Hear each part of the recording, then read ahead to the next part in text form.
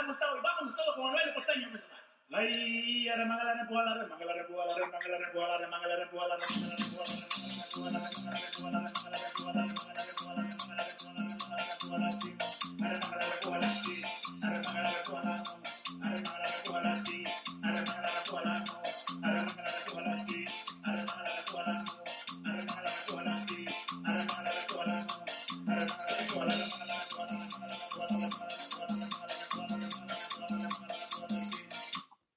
What's up, folks? The Heavy Hitters Radio Show, man. This is Moose, a.k.a. Big House, and I'm in the house. So here's what we did today. I just started inviting people, all right? So I got a lot of people on the screen, man. We doing a Zoom, and we all over the country, by the way. But I'm doing a Zoom, and we got people all over the place that'll join us, man. The Heavy Hitters Radio Show, man, y'all podcast for COVID-19 relief. You know what I'm saying? Today's show is called the Simpsons episode, and we ain't got no filters. So let me tell you right now, typically if you have your children listening, let's just go right ahead and say, Ron, what are we going to say? Pineapples. I know you had it on. Pineapples. Yeah, I was checking the show. That's all right. Hey, so pineapples. Pineapples is our safe word because no telling what's going to happen tonight, all right? So pineapples, put the children to bed or put them out of the car or put their headphones on so y'all can listen to us on your way to work, or if you're doing your physical distancing or your social connection, because that's how we doing it. Hey, I tell you what, man, in the house today, I'm Moose at a Big House. I only have on 2 shirts because I actually showered. And I don't think I took a shower since Saturday. But I'm a big dude, but I'm not moving very much, so I don't smell, which is weird. A big guy like me should smell more, like every day, but I don't. I'm not moving enough, so I got to get my workout in, all right? Hey, so anyway, this is Moose at a Big House. I'm up in here, man. I'm at the Compound Studios on Zoom with a bunch of people, and more people are going to come in. It's going to be so cool. All right, I'll tell you what, man, that one voice you heard, that's the lady of the house. That's the one, the only Run. EMC. What's happening? Hi, guys. Happy Tuesday. It's my most favorite day of the week. I don't understand why my Siri keeps on talking to me. Like, I even said Siri. It's like, how can I help you? My Siri always talks to me when I say things like, are you serious? And then it just makes me more mad because if I'm asking that question, I'm already annoyed. Damn Like, Russians. nobody's talking to you, Siri. Damn Russians. But like I'm saying her name now, she's not talking to me. That don't make any sense. I'm going to tell you what, the big sis, we'll talk to her in a little bit. And if I'm talking to her about anywhere between 4 and 6, and all of a sudden our phone gets messed up, she's like, them Russians are downloading all our stuff for the day. And I think it's true. I believe her. Of course, I believe most of what she says, but I believe her today. All right, so Ron, what are we going to get into today during the show? Man, we have so much fun planned. So first of all, it's important to know that I am being a basic white girl drinking truly, so this could turn interesting at any point. Basic. We will have our newest segment, Reading Runbo. Look, It's already starting to get interesting. We'll do brews and reviews and all of our staples, and it's going to be amazing. Moose is having a good old time over here. This is going to be a fun show. I'm excited. I had a cocktail because I'm clean. Like, once you get clean, I got a cocktail. I mean, I'm going to tell you something. I don't know why those things are related. I went looking for lotion, and next thing I know, I was eating potato chips. I mean, that's how the day is going. It don't even make any sense. All right. So real quick, let me see here. I got to go to book because, you know, I'm just going by like kind of how folks fall. Hey, man, give it up for Book, man. What do we call you, man? Back from Madagascar. Okay, whatever, man. Hi. Sports guru, man. Yes, the sports guru. And when we get into sports, you're going to give us all the good stuff, right? Absolutely. All right, outstanding, man. We appreciate you. I see you. Cool. Third Eye Blind, man. 3 Blind Mice. I want my daddy's records. Yes, Blind Melon Jelly. I want my daddy's records. All right, I appreciate you, man. What are you drinking over there? Look like you got a piece of pineapple and fruit all in there. You got your little Tuesday night cocktail? It's a drink, man. It's a drink that has the fruits, all different fruits in there. Okay. Different types of fruits inside the drink. All right. Sounds like sangria. Is the sangria book? No. All right, never mind. See, he cannot embellish. I mean, I don't know if you know or not, but it's a radio show, which means you got to keep going sometimes. It's cool though. We'll get back to you in the sports. No, I don't want to over talk. I don't want to keep talking. So, because I know you have other guests. I appreciate you. Did I spank you that much where I got you under control like that? Outstanding, really man. Welcome, man. You don't really have me under control, but you. Okay, I got the button over here. I can mute your ass. Yeah. All right. Anyway, hey, I tell you what. We also got the big sis in the house, folks. She is in here, man. She's here. She got her hair done, makeup ready. She's ready to go. It's Taco Tuesday. You know what I'm saying? So, hey, I'm sure she has some chicken tacos or something today. What's up, the big sis? Good evening. Look, just so refined and under control. Yes, good evening. I like it. Hey, I'm glad you're here. Hey, glad to be. What's that? Glad to be here. Hey, how's it going? Like where you are? Like, what's the weather like? You know, what's going on right there? It's actually, I don't know. It may have gotten up into the 60s. Okay. Sun's going down. All right. It's beautiful. Outstanding. We appreciate you. Hey, man, we got the one and only Babatunde in the house. What's up, Babatunde? What's happening, heavy hitter world? Glad to be here, man. I was talking about Siri a little bit ago. I want to say, so I like the golf, but I like really, really suck at it, right? And so I had to say pineapples a lot when I'm out there on the golf course. I'll just be cussing up. And Siri, like, wants to comment every time, like, what the? And Siri's like, I don't know how I can help you with that. And that's just like, so it's salt in an open wound. I know, man. It's like, man, shut up, man. I have cussed out Siri many times. She goes, I don't understand why you're talking to me like that. Right. I'm like, because you're on my nerves, Siri. That's why. Hey, man, I tell you what. So we got a first timer today, man. And I'm so excited about this. A first timer, man. She's here. Her name, she's like my little sister, man. She's Moose's little sister. So is she like a Moose? Is she Moose's little sister? What do they call it? You call that a Meese? No, I guess you don't call that. I guess you don't call it a Meese, do you? Anyway, this is we gonna call her the little sis. What's up, the little sis? How you living? Hey, Big Brown. All is well over here in the DMV.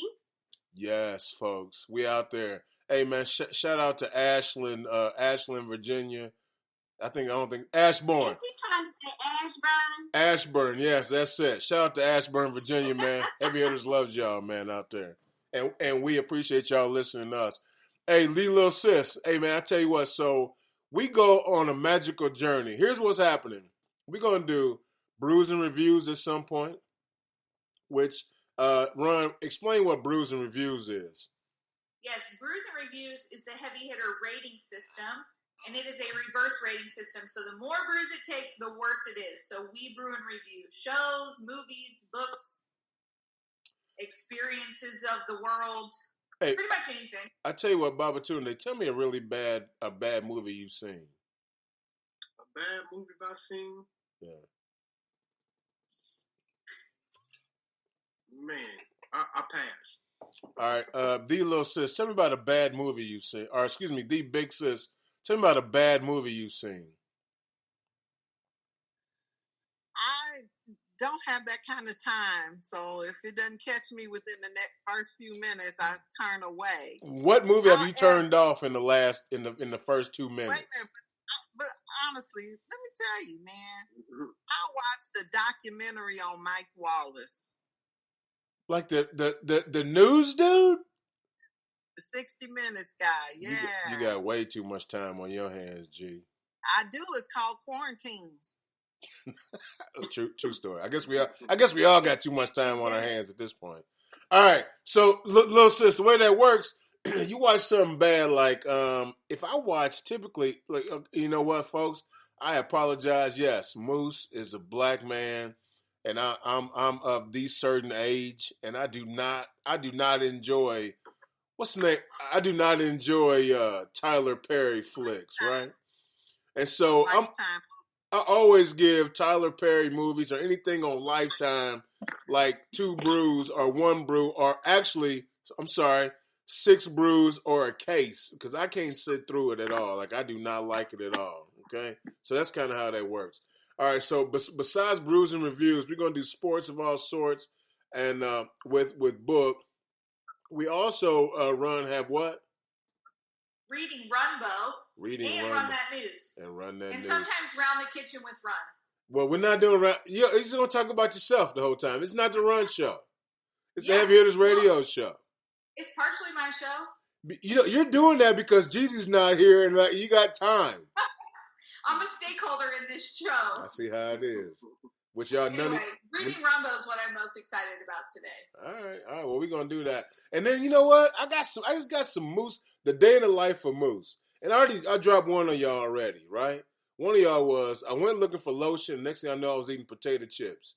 And then when I was eating potato chips, I started thinking to myself, I was doing something else. And I was really looking for lotion. So how does one look for lotion and start eating potato chips? Why? Because at Moose's house, that's where the lotion is, in the kitchen. It doesn't make sense, but it makes sense to me. And that's where the lotion was. And by the way, I got the bag of chips over there, and here's my lotion. It's a fancy one, too. Yeah. Plus, your whole life is a bunch of Moose turns, which we do on the show also. That's how we make it happen. Hey, folks, Heavy Hitters Radio Show, y'all. And y'all ready? Let's do this. All right, let's make it happen. Let's make it happen. All right, so I tell you what. I think what we need to do is go ahead and start with Reading Runbo. You need some light in there, by the way, because I want these folks to interact. I would love for these folks to interact with the song. By the way, while you're getting ready, did anybody see the hearings today? Some of you saw the hearings today?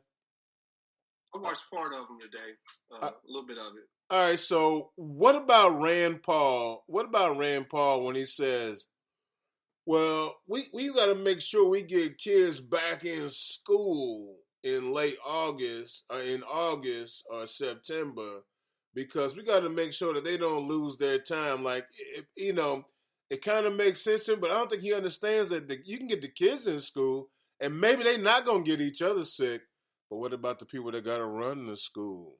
The administrators, the teachers, the custodians, all the other people that got to run the school. Them the ones going to get sick and they can't do it. And then they're going to have to shut the school down. And then what do the parents do? What do you guys think about that real quick while we're getting ready for Reading Runbo? Babatunde. Hey, first of all, I wish I was as cool as that Fauci cat, man. Dr. Fauci, he cut him off with the wick whack. He said, we can't be too cavalier with this. And he said, we don't know enough about this. I was like, hey, he just cool. I mean, because I get all mad and be yelling. He was just monotone, cool, just cutting him off like, look, stupid. Kind of like what you're saying is like, it's bigger than this. And more than just the, like in schools, these kids go home, and many of them in like, grandparents live with their grandparents and older people, sick parents or parents with diabetes. So them saying that, hey, kids don't get this or don't die from this is really, really short-sighted, short-minded and whatnot.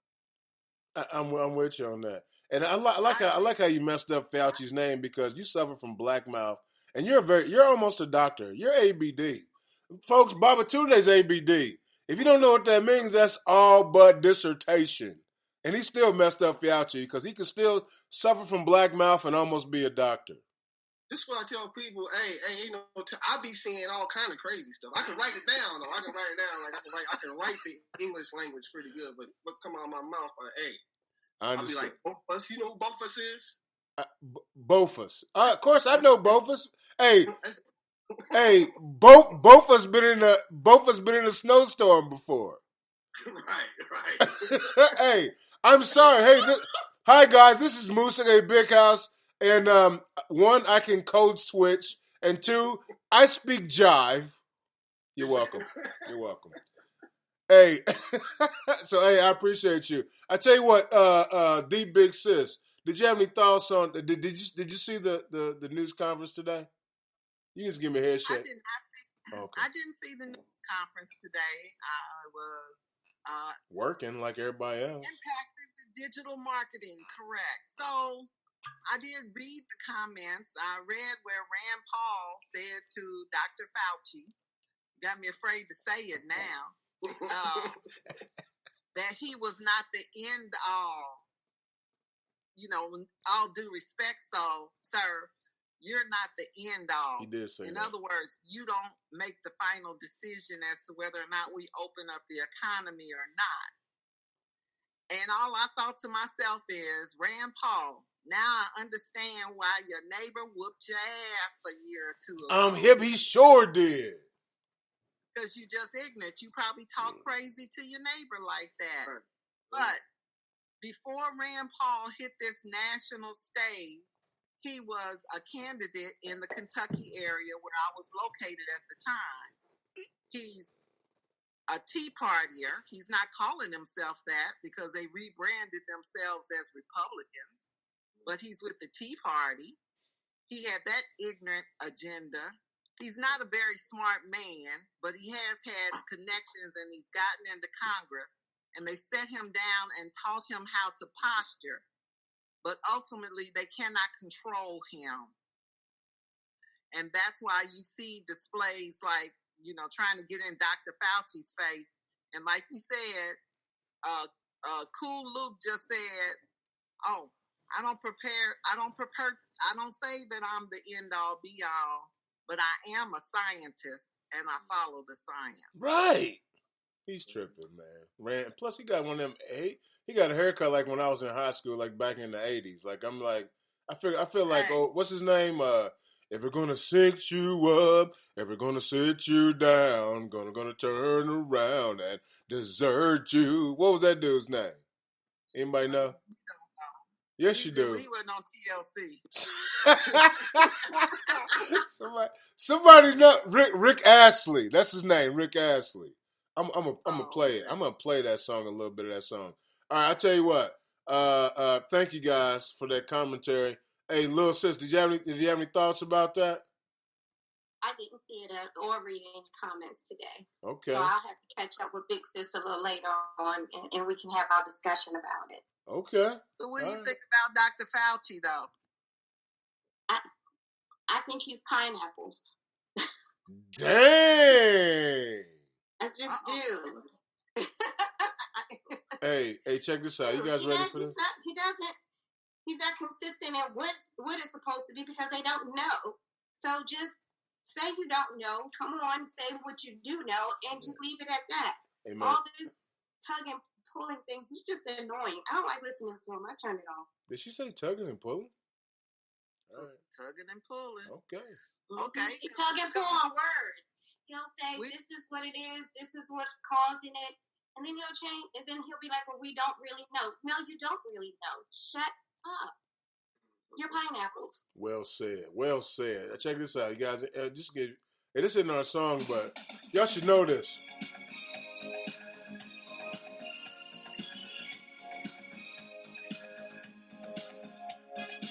I'm barely here. You can barely hear it?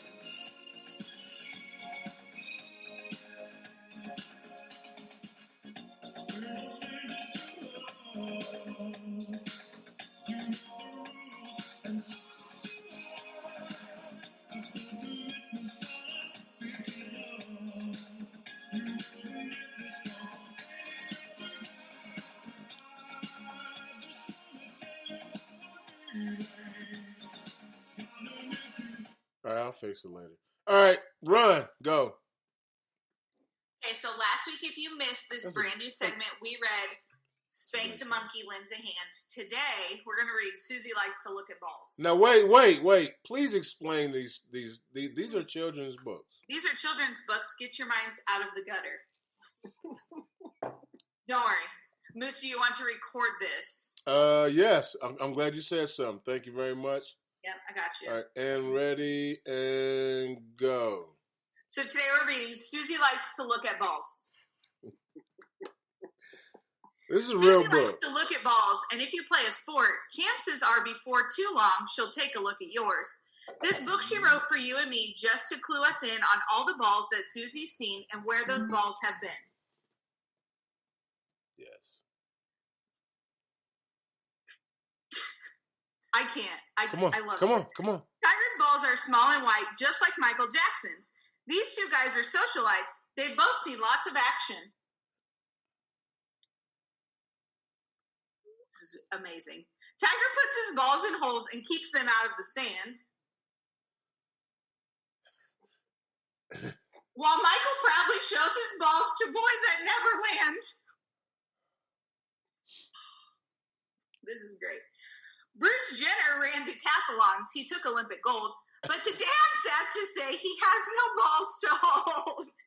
I don't know just what went down. He must have lost a bet. Mm-hmm. This is amazing. Bruce's balls are Caitlin's now. I'm sure he has regrets. Okay. Yes. Pam has soft and bouncy balls. That kind must have been seen. Hugh Hefner knows that all that goes there are in his magazine. We got Pam Anderson and Hugh Hefner. Hugh Hefner's balls are big and bold, the finest balls around. Then one day Hugh got old, and now his balls drag the ground. I hear that happens. This is great. Serena brings some lovely balls to the tennis scene. She has fuzzy little yellow balls, yellowish and green. I think these balls might be just what make her such a threat. The other girls out on the court haven't got a set. Serena tries to keep them hidden because if they're verified, from the women's tennis league, she'll be disqualified. Well, okay. Susie went with Magic Johnston out for some seafood. Uh-oh. When she looked at Magic's balls, she really lost the mood. This is great. Magic, where's your protection? I think it's too late. Your balls are going to spread infection. It's time to end this date. David Beckham thinks his balls look nice, and it seems the world agrees. He showed his balls to Posh Spice. The rest is history. Posh is Victoria Beckham. For all of you that don't know the Spice Girls. Ernie is not at all impressed by what David Beckham has got. He thinks that Spice Girls look depressed since having tied the knot. Ernie rented shoes and his wrist brace made David laugh out loud.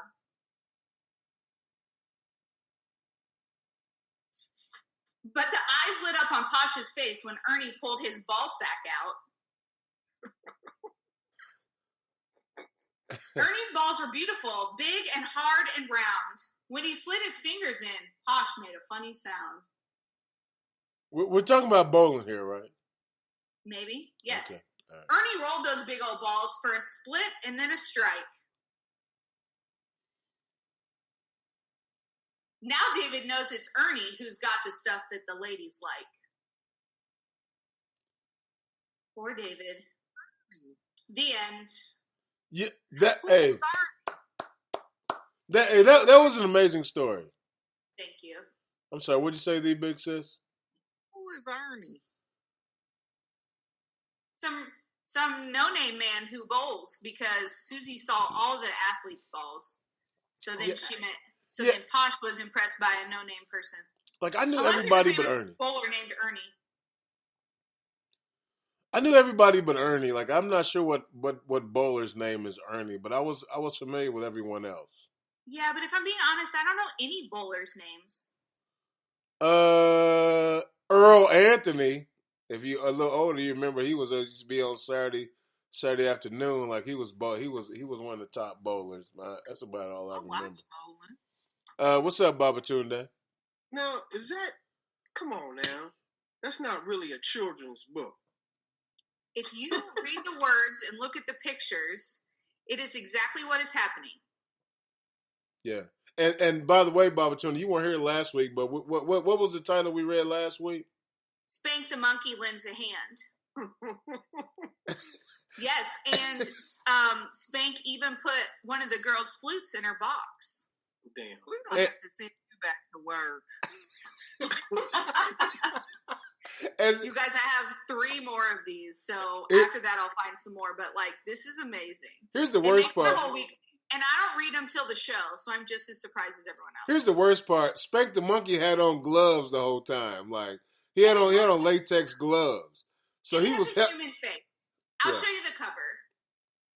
He also has like a humanistic face. It's kind of creepy. I tell you what. You know what? Just for the current crowd, real quick, I'm gonna stop this. Just for the current crowd, I want you to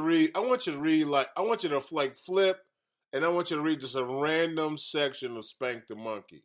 And folks, Heavy Ears Radio Show. If you guys want to hear the full rendition of Spank the Monkey, go back to last week's show and check it out. We got more people joining in, man. We got Monsky Love. Don't talk. We got Monsky Love joining in. He's out smoking a stogie, it looks like, chilling. Yes, sir. All right. So I want you to read just a little bit of Spank the Monkey for the folks that weren't here last week, and then we're going to get into sports. Okay, great. You may have heard it said that spank only helps the guys. Please don't cloud your head with those silly lies. Spank the Monkey actually likes girls more than boys. So there's Spank. Just reading your story. Every girl that he knows has a nightstand full of toys. Sally plays the flute all day in the marching band. She knows that when the day is done, Spank will lend a hand. When Sally goes to bed at night, her face is all aglow, because Spank the Monkey's going to have a finger puppet show. Bam. That's it. We're good. No. I read this. Well, this story was read to me actually about a week ago. yeah. You listen to Heavy Ears Radio Show, yeah. Yeah, no doubt. Yes, so that's Spank the Monkey. Hey, folks. Sally likes to look at balls, and next week you'll have to tune in to see what story it is. Hey, folks. We got real quick. We got another attendee, man. It's Monsky Love.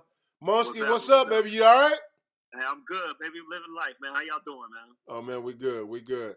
Hey, we appreciate you joining us for sure. And then, Babatunde, you had a comment. Go. I was most offended by Mike Jackson, man. You should have left Mike Balls out of that, man. I know, but it was so funny. I was not expecting it. That's how it happens sometimes. It goes like that. All right, guys. They're spreading diseases. So. Hey, look, the Heavy Ears Radio Show, real quick. I'll tell you what we need to do. We need to get into sports. And we got to talk just a little bit about that. Just a little bit about getting into it a little bit, all right? And but I got the little sis and the big sis on here. So I'm definitely going to get the female perspective. All right, Book. I need the 3 top stories. I need the 3 top stories in sports right now. Go. Good segue, man. After the ball story, good segue to sports. Real quick, I'm not only a sports guy, Moose, but I did have a comment about Dr. Anthony Fauci. Okay. You know, I do sports, just to let you know. You skipped me on the comment, but that's cool. Anyway, go, man. Just go. It's your time. Your time to shine, brother. No, just my comment is you got to look at the data because, as far as numbers go, because all these, if you watch the news a ton of times, it's just, all these numbers and flattening the curve and everything. Just look at the data each and every day or whatever, each week or something like that. That's why everybody's scared or sports is not going to return and everything like that, because when you get caught up in the news and the evening news, just look at the data as far as the numbers go across the country. Okay. That's all I'm saying. Basically, I hope sports comes back, but the top stories are basically, The Last Dance, going to go into next week's last 2 episodes, 9 and 10, and it'll be about you guys, especially you, Moose, it'll be about your Indiana Pacers. Reggie Miller will be getting it next week. So I'm sorry. Wait a minute. Would you say Reggie Miller be getting it? What exactly do you mean? Well, Michael be getting it. It'll be his turn next, and Michael will be, because the Pacers came up short, and that'll be in episodes 9 and 10. You're really pissing me off. Anyway, go. What's your next? I know. I'm just letting you know that's, and then also one of the other top stories is baseball actually coming back. They have a plan to have it here by July 1st, July 4th, whatever. It's going to be like 3 divisions, 10 teams. Cut down on some of the travel. And I don't know about you guys. Then they say I'm not really a NASCAR fan, but that's going to be the first live sports back with no fans in it with cars. That's not true. Say what? Hey, real quick. I saw live sports this past weekend. It was UFC. The UFC. I mean, you paid for No. It was cornhole. The first live sports was cornhole. Cass was playing cornhole with mask on and face shield. Yeah, I heard about that, but I'm not watching that. If they can put cornhole on, they can put beat baseball on ESPN. Okay, I'm not really watching it. Ain't nobody trying to watch a bunch of blind dudes play baseball, dog. Why not? It's more exciting than cornhole. We love it, but it's not more exciting than cornhole. Yeah, it is. So, but that's okay. We know how you stand, and you got a ring, but you put it with the special lows. I get it. That's cool. Hey, man, you can't get on here and get your feelings hurt every time. No, I'm not. My feelings aren't hurt. I'm a man. I'm cool with it. What's next? Go. What's next? No, those are the 3 top stories. Live sports coming back, and like I said, The Last Dance, and then baseball, if it's going to return. My thing is, I'm hoping they all return. And a couple things that Shaq and Charles said. They just said that you just go ahead and bag the NBA season. Well, my opinion is, if you can play, start off with the playoffs, the top 8 of each the conference, the East and the West, so the Pacers will be in there. And so my Bulls are already on vacation anyway, so we don't need to finish the rest of the season. So we already. Right. I like to see the NBA come back and just start off as the playoffs. All right. Hey, Book, man. I tell you what, Sports All Sorts, we appreciate you, man. The book report, thank you very much. All right, hey, for the group here, man, this is a very good group to ask this question. I got a group question for you guys. If sports started up, baseball, football, or basketball, are you going to your local arena? We're gonna start with Run and go The Big Sis, Babatunde, and then Monsky, and then the little sis. Go. I'm not going to the venue. However, I am down to throw a social distancing tailgate in the backyard of no more than 10 people. All right, The Big Sis, go. No. You gonna elaborate a little bit? I'm not going. Okay, Babatunde. Yeah, it'd be challenging, man. Seeing sports live is part of the excitement. But we're in such a mood of missing it. I'll be, somewhat satiated about just seeing it on TV. But, you guys talk professionals. What about a high school game? You're not gonna watch it on TV, so I'd be probably more apt to go sit out in the bleachers, socially distanced at a high school football game than going to see a professional play. Okay. All right. Monsky. I'm not going to any sporting events. I will be glad. Ron's idea was phenomenal. Not that I have the equipment to support that, but I'm all for what she said. Listen, the heavy hitters are part of the group of 10, so Monsky, you would be invited. No doubt, I appreciate that. You got to be selected people that you trust. And I will definitely attend. Hey, man, I done figured out how to put a TV on the back of the truck. What? You're definitely invited. I'm in. I'm the entertainment. On the grill. I'm the entertainment. Yeah. All right, the little sis, what you think? You going to some game? I am not going, brother. I'm not going. No, sir. Look, I'll be down in the lounge, putting it up on the 110. Yes. Hey, y'all don't know. Y'all don't know, man. When she says the lounge, it's a cool little spot in her own area. Man, they got the TVs, they got the couches, man, the bar right there, and these heavenly eggs. It's some kind of deviled egg with shrimp on it or something, and chicken wings with bombo sauce. What is it? What's it called? The angel eggs with shrimp. Yes. Angel eggs and shrimp. And what's the name of the sauce? The Big Sis? Absolutely, DC's own mambo sauce. Mambo sauce. Y'all know. Hey, yes. On chicken wings. Y'all know and about that mambo sauce. It's a must. You cannot have a taste of DC if you have not had the mumbo sauce. But yeah, look, and that'll be perfect. My wings, mumbo sauce, and the 110 in sports. I'm in. So if the heavy hitters do something in the backyard, can we come by and get like a sample of that to take with us? Absolutely. It'll be right outside. I think we can do it from the trunk. Look, I'll set the trunk up real nice. No doubt. I don't know how we're going to get there. It's a nice little ride to the DMV, but we'll be all right. You know what? I'm gonna have to mail you some. There you go. I'm down with that. Book, what's up?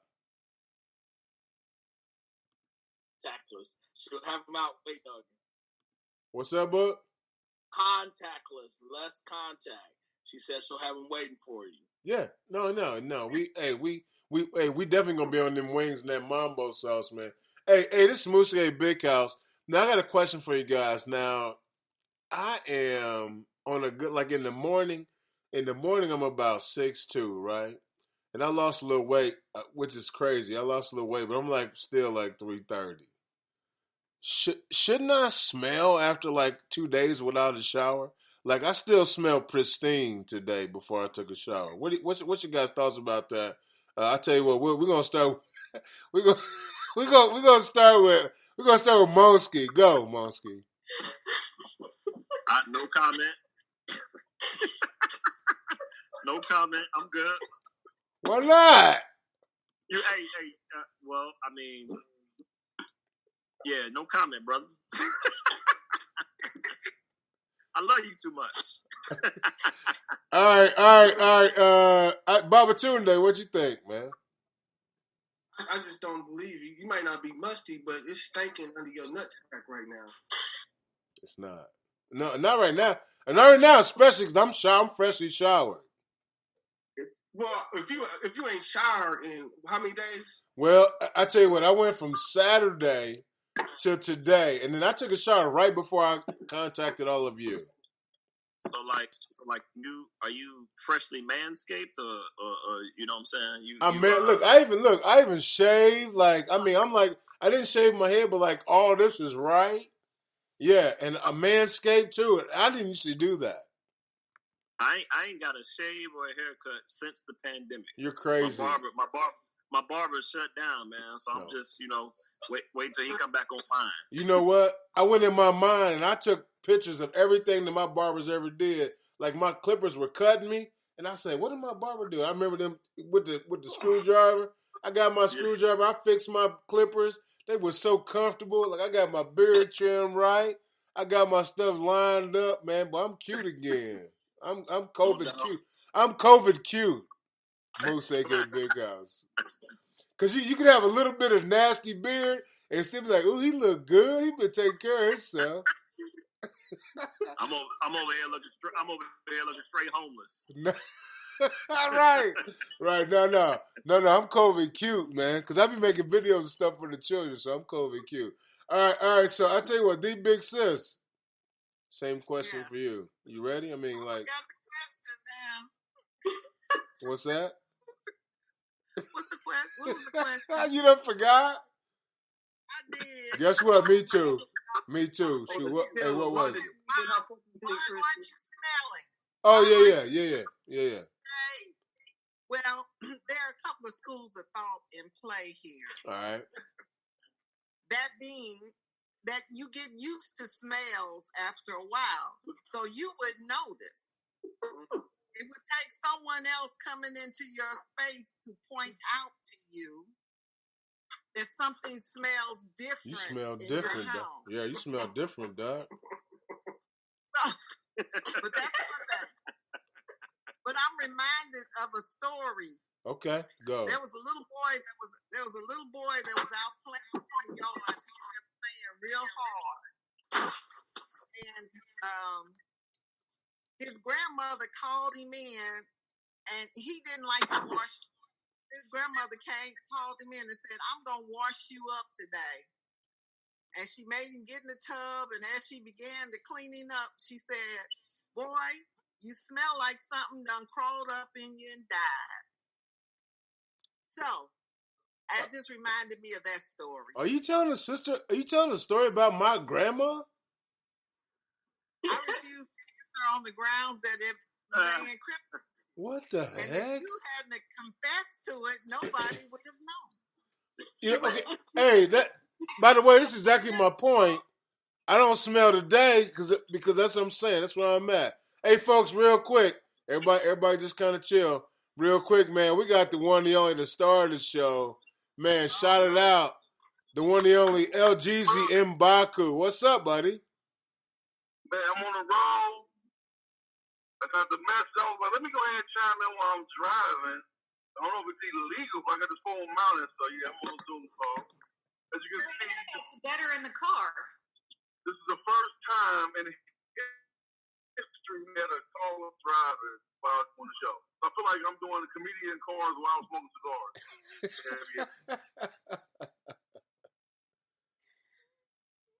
Hey, man, I'm glad you're here, dog.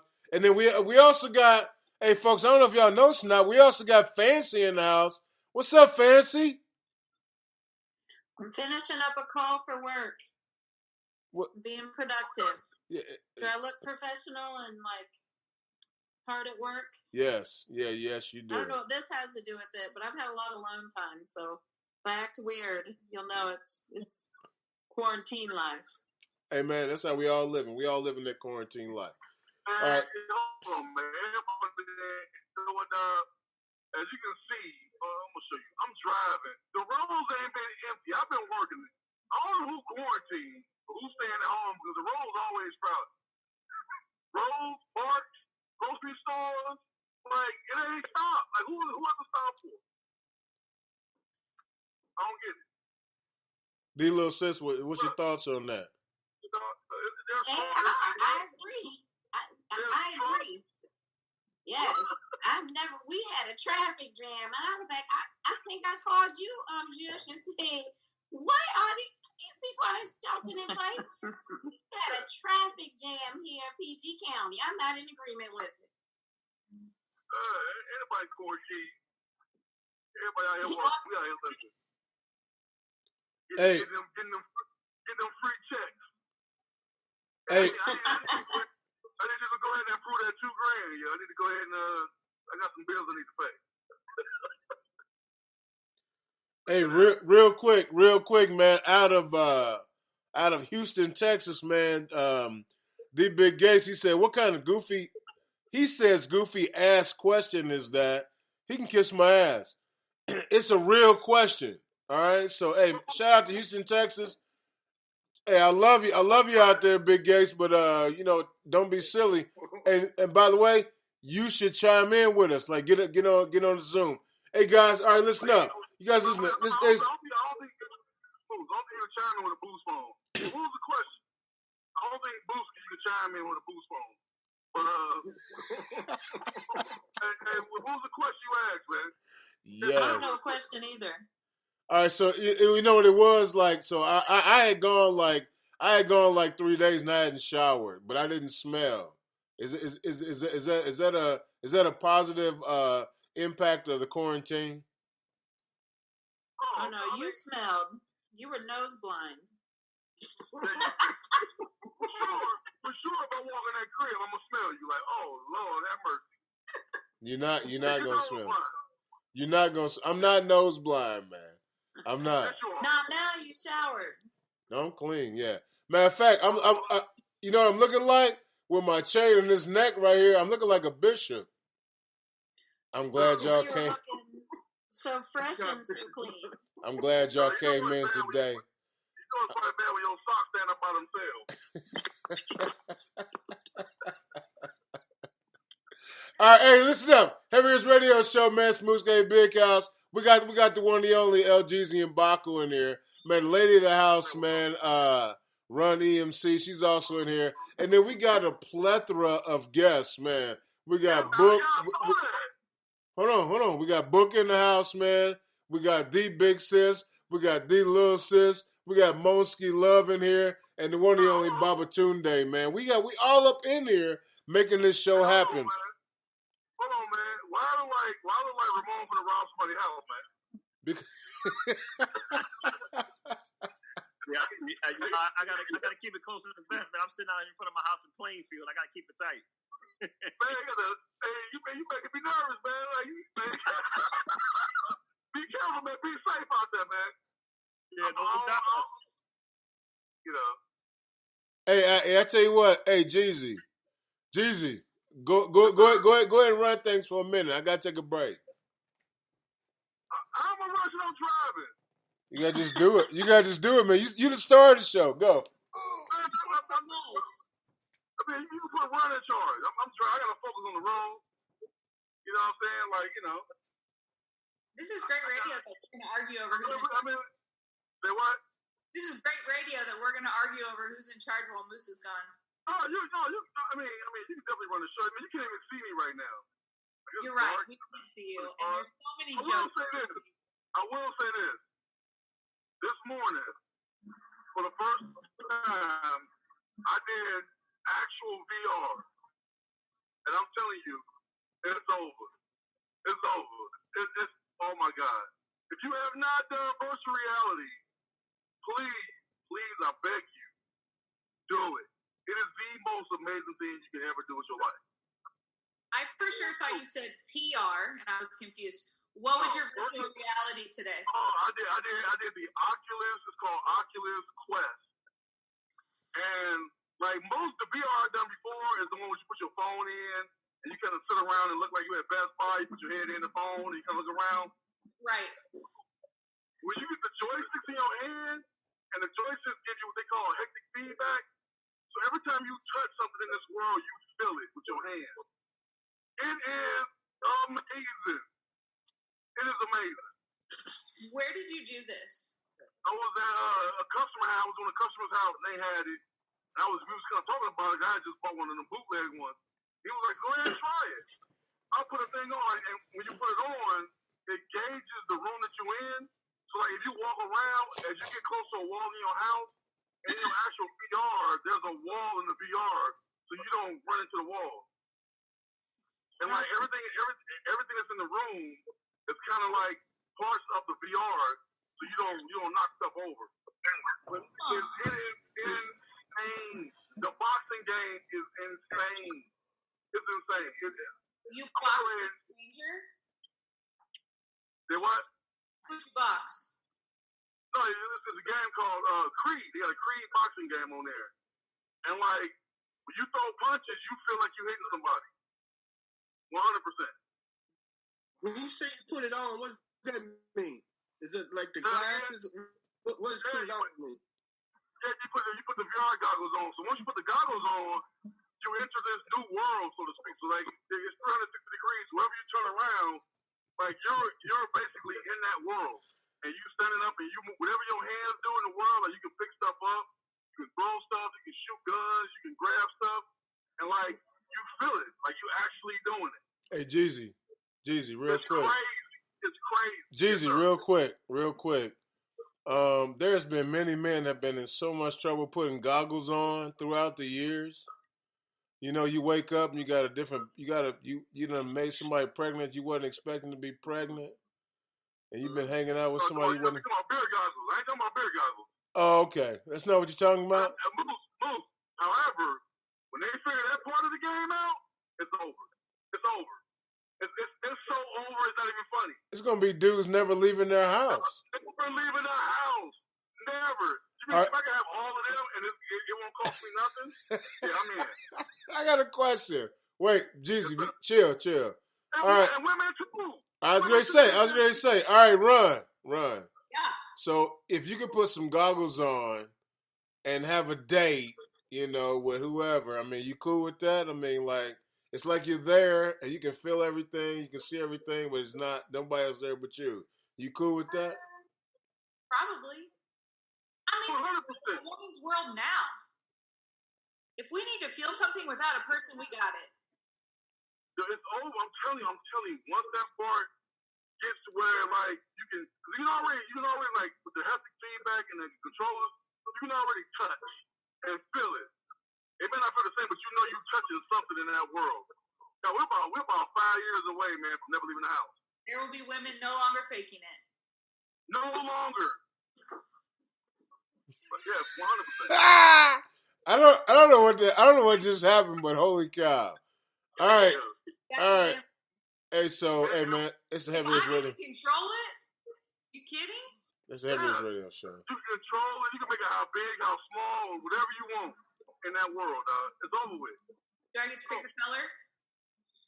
You know what I'm saying? You come on, the government giving you free check. So I can stay in the house in virtual reality and get a free check. Yeah, I'm with that.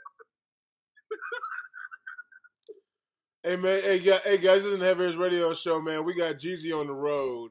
We got Run in Run's house, and then we got a plethora of visitors, man. We got Booking House, we got Baba Tunde, we got the Big Sis, the Little Sis, Fancy, and we got Mosky Love, man, who's in here. Hey, so all right, so listen, Run. It is time for Run That News. Okay, we need to run that news real quick. I have some sad news today, so we're first, going to get that away. Before you get into it, explain what Run That News is so people can get ready, because I'm asking questions. Run That News is the news segment where the gentlemen of Heavy Hitters say, do entertainment news, and then they berate me for not choosing certain people. You be bullshit. That's because we never get like urban news. Go ahead, continue. It's always Kardashians. It's always Kardashians and stuff like that. We don't know nothing about that. First of all, never mind. I won't throw you under the bus like that. Yeah, just one is going to world.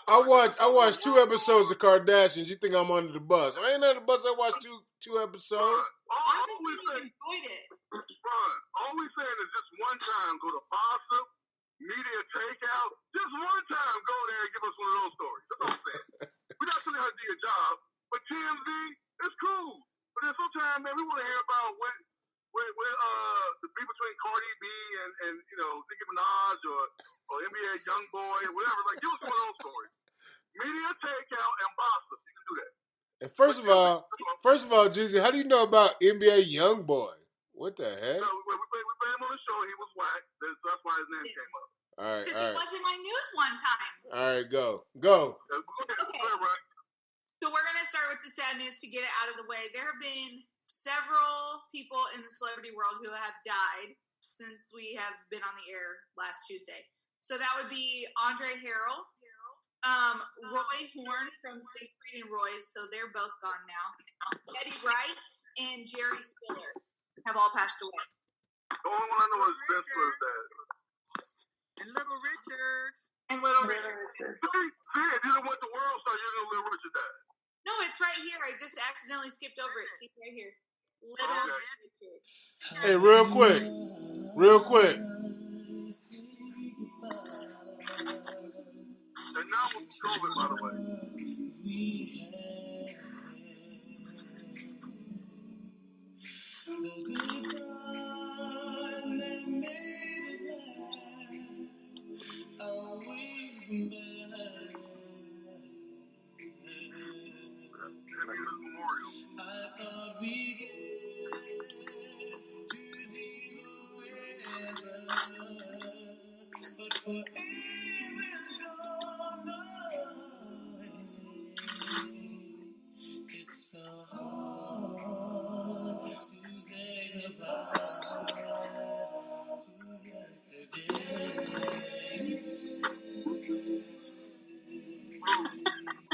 And that's not our song, but I want to play a little tribute to all these folks. All right, go ahead. I'm a little disappointed. I was having a hard time imagining that being played at Jerry Stiller's funeral. Yes, you're absolutely right. It's not going to be played at Jerry Stiller's funeral. I don't think it's at Roy Horn's either. Who? Roy Horn. You know who will be there? Joe Exotic, the Tiger King. Oh my God. Move. I'm a little mad that you didn't play the UGK One Day You Hear, dog.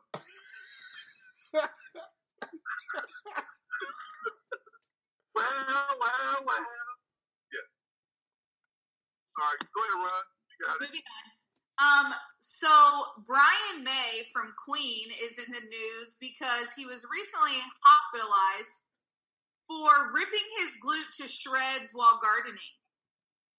Now, I don't understand how that happens. He says that he moved too fast while gardening and ripped his glute to shreds. So, I guess be cautious of that while you're out gardening.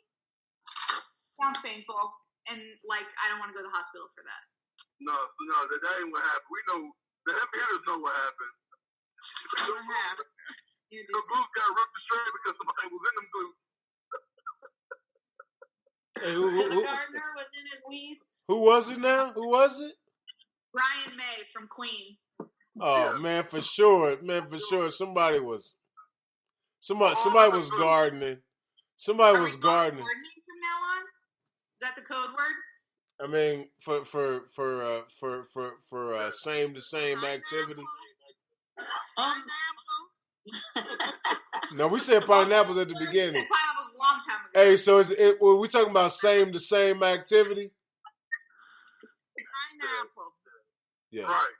What's up, D Big Sis? You ever thought about that? No, I just keep saying pineapple. Wasn't that supposed to change the subject or something?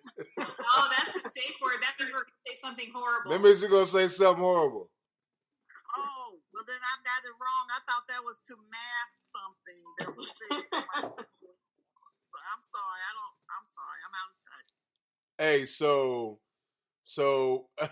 do you have the same activity? That's why his stomach muscles was out of whack.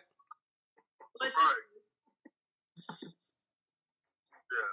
I never heard my ripping their glutes from gardening.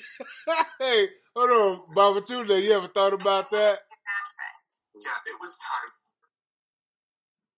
No, y'all. That's why I'm just enjoying the experience right now, man.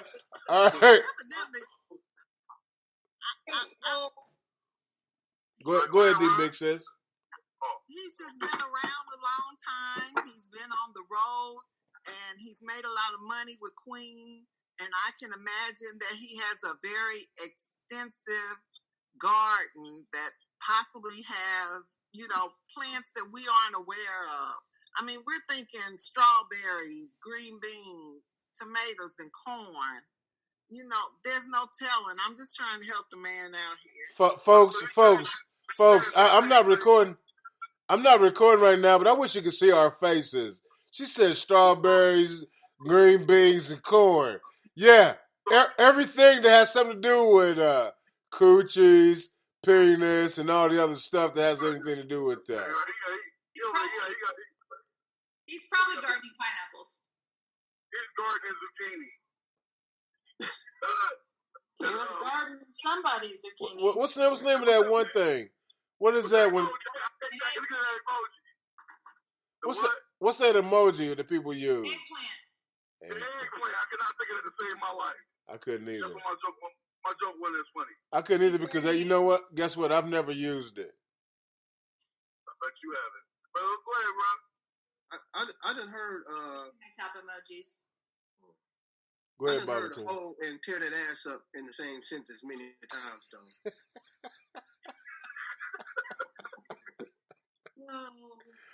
I'm so nervous about this whole thing, but hey, Baba Tunde, I appreciate that. All right, run that news. Speaking of gardening, IKEA has recently come out and said, please don't garden in our stores, since that's the word we're going to use now. So are you telling me people are having... Not people. So there recently was a woman in China masturbating all over the store. I'm not mad. So they have come out to say, please don't masturbate in our stores. So apparently there's a clip of it. So Jeezy, I'm sure you can find that. She's half dressed, and it says she's touching herself while on the sofas, chairs, and beds displayed in the store. You gotta get content for the OnlyFans page. Please don't garden at IKEA. Hey man, hold on, real quick, guys. Hold on, real quick. I got this thing. So now we know that like on your birthday, on all your guys' born day, right? On your birthday, if somebody blows on the cake, whose cake is it? Whoever blows on it. Yeah, it's theirs. Like, yeah, you're not. None of us are ever eating a cake. Like, if somebody gives me a birthday cake and I blow on it, nobody's eating it but me, right? Like, Correct. nobody's eating it but me. Your cake. All right, so now, what's going to happen if somebody's masturbating all over IKEA? Like, is it like when you're a child and you want something, so you lick it and you're like, "It's mine now"? Yeah. Like, I masturbated on this, but it's mine now. Yeah, you're like, you know what? I don't want the floor model. I'll wait 17 weeks for you to fly it to me. And I'll put it together with the Swedish tools that it will take in the directions I can't read. I'm not doing that. That's all I'm saying. If Ron's logic was true, when you lick it in his yours, I have about 30 wives. Go ahead. Yes.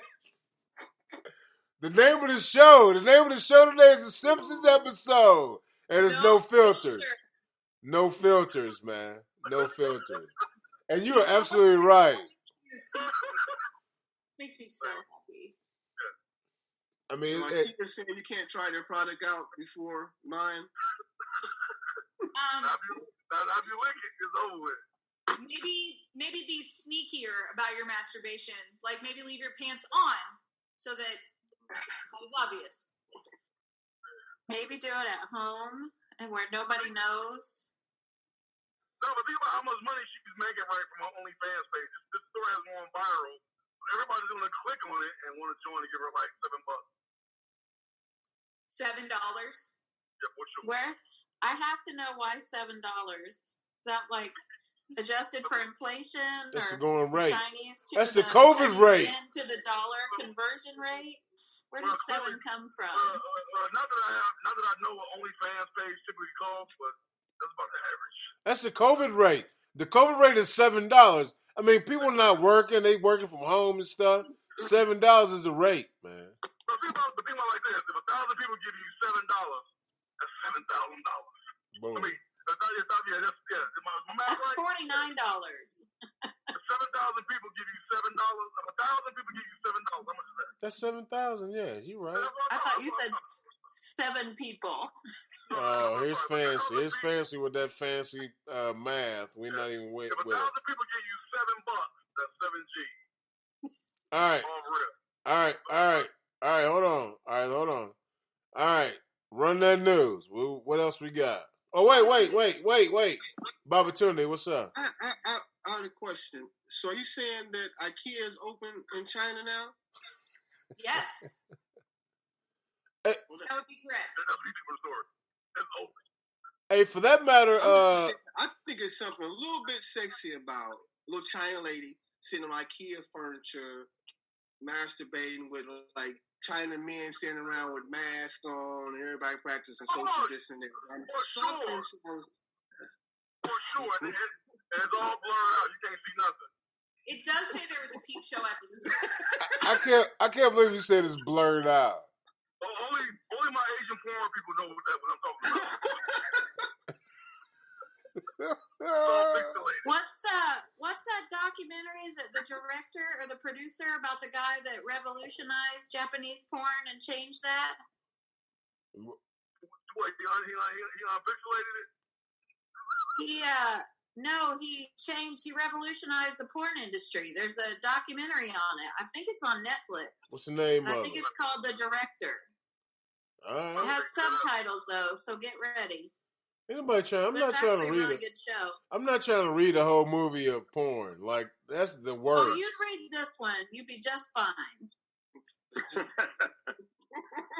That's the worst. That's the worst. All right. Listen, let's focus real quick, folks. This show is called The Simpsons episode, and here's why it's called The Simpsons episode. If you go back to 1993, The Simpsons had an episode where they posted a picture of 2020, and guess what they said? They said that America was going to have a virus, and the virus is going to be going crazy around the whole United States. And guess what else? Guess what else they said on that 1993 video? They said that after the virus hit, there was gonna be killer bees, and guess what we got? Killer moths. We got no, they're not moths. I always say that they're murder hornets. Man, I'm really downplaying their position on the earth. I call them killer moths. They're murder hornets. And then from there, by the way, so if you think about it, they predicted everything that was going to happen in 1993, and it's happening right now. And then today we're unfiltered, so we're just kind of saying how we feel about it, and I think it's messed up. That's not even how I talk. I wouldn't say fuck that. There were a lot of predictions that you like, what? That was like pinpoint accurate. Almost like the storyteller was from the future. Who am I? I'm just Jay-Z. Nobody believes what I'm saying. No, we don't. You're always talking crazy. All right, run. Yes. Go. So now we've covered gardening and masturbation. If you need to clean things in your tunnel, you should go to Mexico. What'd you say? So now we've covered gardening and masturbation. Okay. If you need to clean things in your tunnel, go to Mexico. So, that's great. That's a great segue. Go ahead. Thank you. If you are planning to go to Mexico, you do have to enter their sanitation tunnel. So what happens is you pull your car over and you go into the sanitizing tunnel and you stand there and it sprays you with BioZinc, which is supposed to kill coronavirus for 24 hours. They put this up because they said that cases were coming from the United States to Mexico, and they were like, we're not having that. So I'm not really sure if we know that this works, and if it does work, then why we're not using it other places. Is it like an international bidet?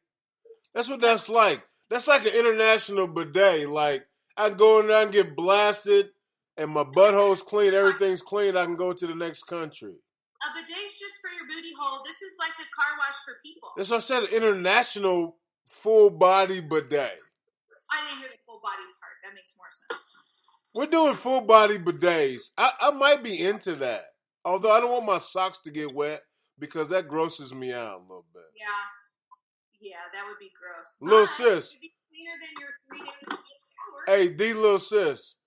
Yeah. Would you be into a full-body bidet? Yes. Don't say it like that, though. You said like it'll feel good on top. I don't wear socks, so I'm good. Oh, okay. All right. She said, "Yeah." I know. Hey, Mosky, she said it like it'll feel good to her. Blow me down. Blow me down. Uh-oh. We don't mess. What's that one rap song they had? Wipe me down. We got a new one. Blow me down. Yeah. All right. Baba Tunde, are you gonna get blown down or wiped down or whatever that is with the new system? I'm into that. I mean, when they went through the toilet paper shortage, I bought me a high pressure water bottle. So I got like a little stuff for it, but I'm in a whole body. That's good. So is it scrubbing you down pretty good? Yeah, I'm saying toilet paper is way overrated. Okay. Y'all doing a whole lot right now. Was it like one of the porn movie spray bottles? You know, one of the joints. Yeah. It's high pressure though. It's high pressure. It's 69-cent bone. It's blowing everything off the bunghole. I like it. I might try, but like, what if it hits and you like, ooh, like you're by yourself. That's what I'm saying. You thinking it might flip you? It might, man. It ain't gonna flip me. It ain't gonna flip. I got it 2 times on that. It ain't gonna flip me, but I'm be like, man, that feels really good. No. Then you either tell the heavy hitters so we can roast you, or you keep it to yourself and continue doing it. I can just imagine Cat sitting in the bathroom like flushing toilet like, hoo-hoo-hoo. Why are you sounding like a Pillsbury Doughboy? Because I think that's the noise you would make. When they poke his belly. If you have a high-powered blast of chilly air that blasts your bunghole. Make sure water. Okay, my bad.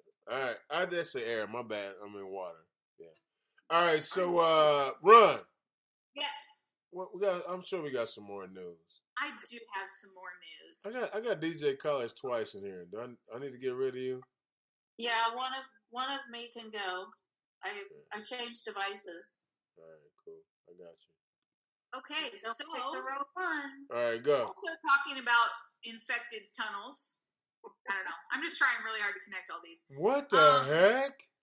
Inmates in LA are trying to infect themselves with COVID so that they can all go home, essentially to get a get out of jail free card. So what is happening is that about 24 inmates now have attempted to infect themselves. Now, how do you do that? I don't know. You go to jail. There's not like directions on how to inject yourself with coronavirus. However, 21 of them caught the virus, but none of them were let out of jail. So not only do they now have COVID, but they're also stuck. And they were like, nope, you get to stay here. So there's about 50 people that tried it. It only worked on 21 of them. Apparently they didn't do a good job. Or the other 29 of them drank bleach and cured themselves. I'm not sure. All right, so hey, I tell you what, real quick, D little sis, what do you think about that? This is all too much.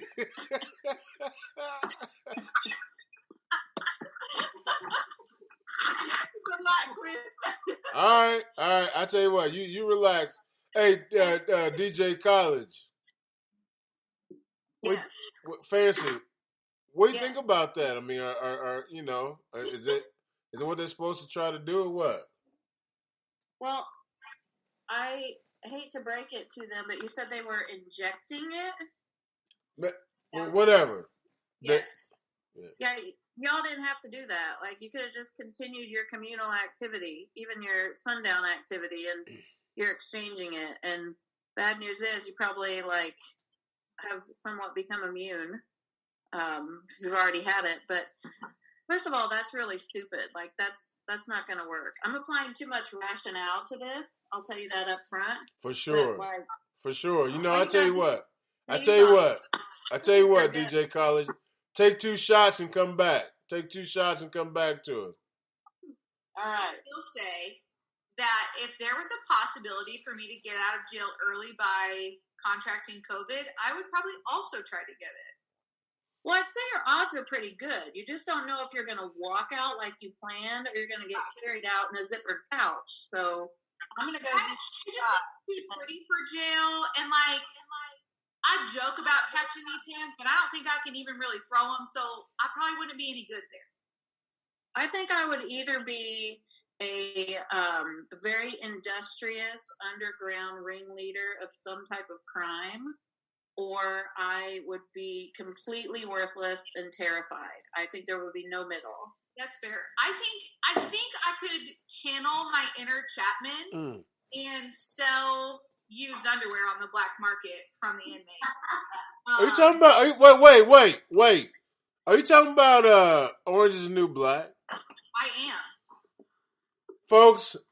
Listen, wait, folks. I just want to come clean right now. Like, that's one of Moose's favorite shows of all time, and every time I see one of those ladies on another show, I watch them because I love them.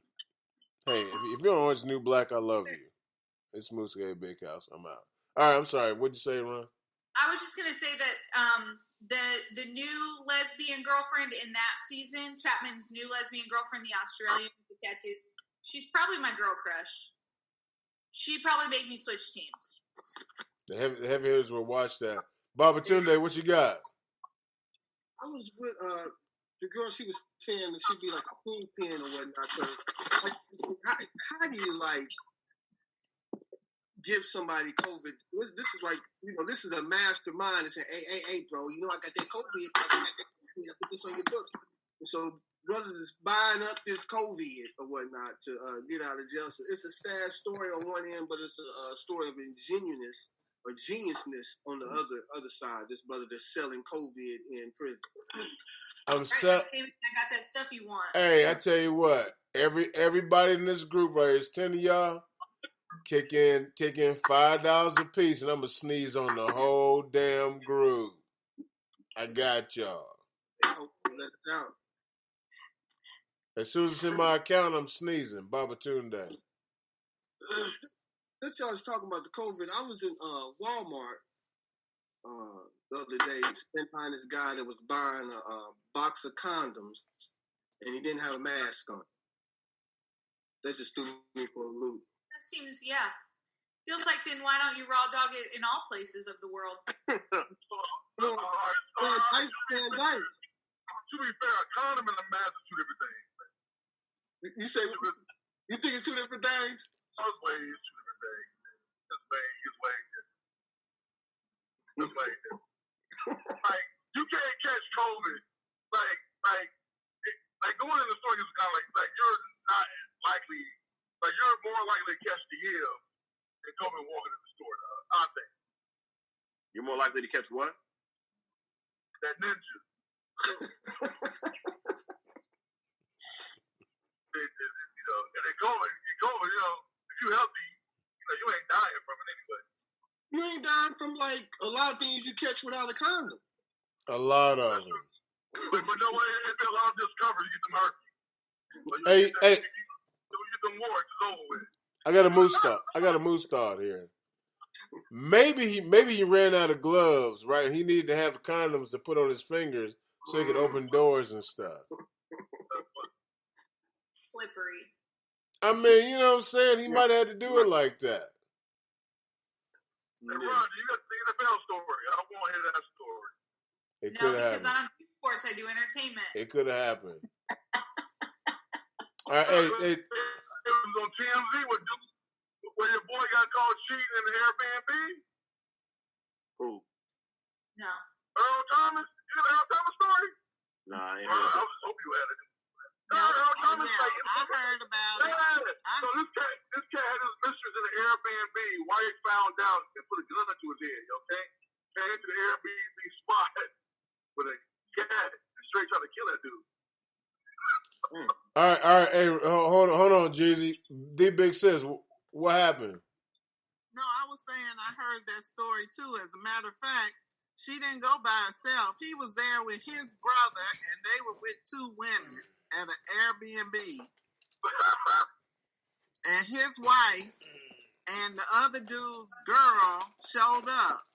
Now, what they didn't count on was the women filming the attack. So the chick took her phone out and filmed the wife with the gun in his face. Him naked, fighting, taking the gun away from her. It was a hot mess. So Baltimore gonna be a little different this year. That's hot. First of all, how did was it the same credit card? How did you come up like that? How did they find an Airbnb? Did the email come through? She used his Snapchat to see where he was. She also had a knife. It was his birthday. Oh, you can't do it on your birthday, homie. You tripping. It was his birthday? He tripping. I guess he decided he wanted something a little different at the Airbnb. If it's your birthday, your home team's supposed to be doing everything anyway. It's supposed to be no holds barred on your born day with your home team. Like, I don't understand why you even messing around with that. He tripping. That's probably just greed. He probably got flipped off at home and just was greedy. Okay, little sis. All right, that makes sense. But the thing is, man, you can't wait till the next day, the day after the birthday. All right, man, I'm gonna go. Me and my brother, we going out to somewhere, We going into the Dominican. We're going out anywhere. You're not going nowhere. It's COVID-19. Stay home. Where you going? Well, he's a millionaire, so if I live for $1 million, I'm not staying in the house. I'm out of here. I'm somewhere. He got bread. But on your birthday, yeah, you tripping. You tripping. Like, you out here fucking real. So. And they got you butt naked with the gun in your hand. Hey, so, Monsky, is his career over with? No. Why not? No. As far as football goes, are you talking about with the other side chicks? Football. No, we ain't talking about the side chicks. Earl Thomas can ball. They still gonna pay him that money.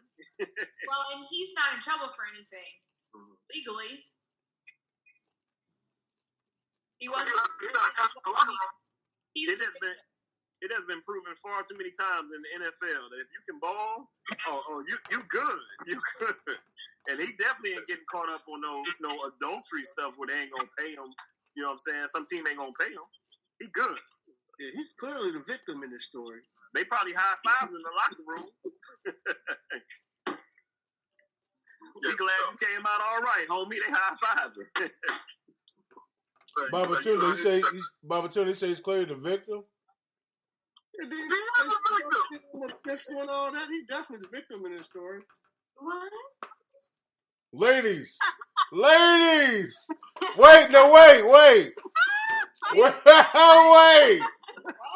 All right, so let me see.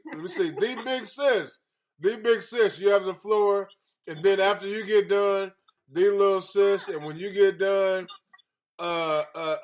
fancy, and then when you get done, run, you end it. All right, go. I mean, I told the story. I'm not the one that said what. That was me. He's not the victim. What? He walked into that. He was looking. You know, when you're stepping out, you know that you are taking that chance that you're going to get caught.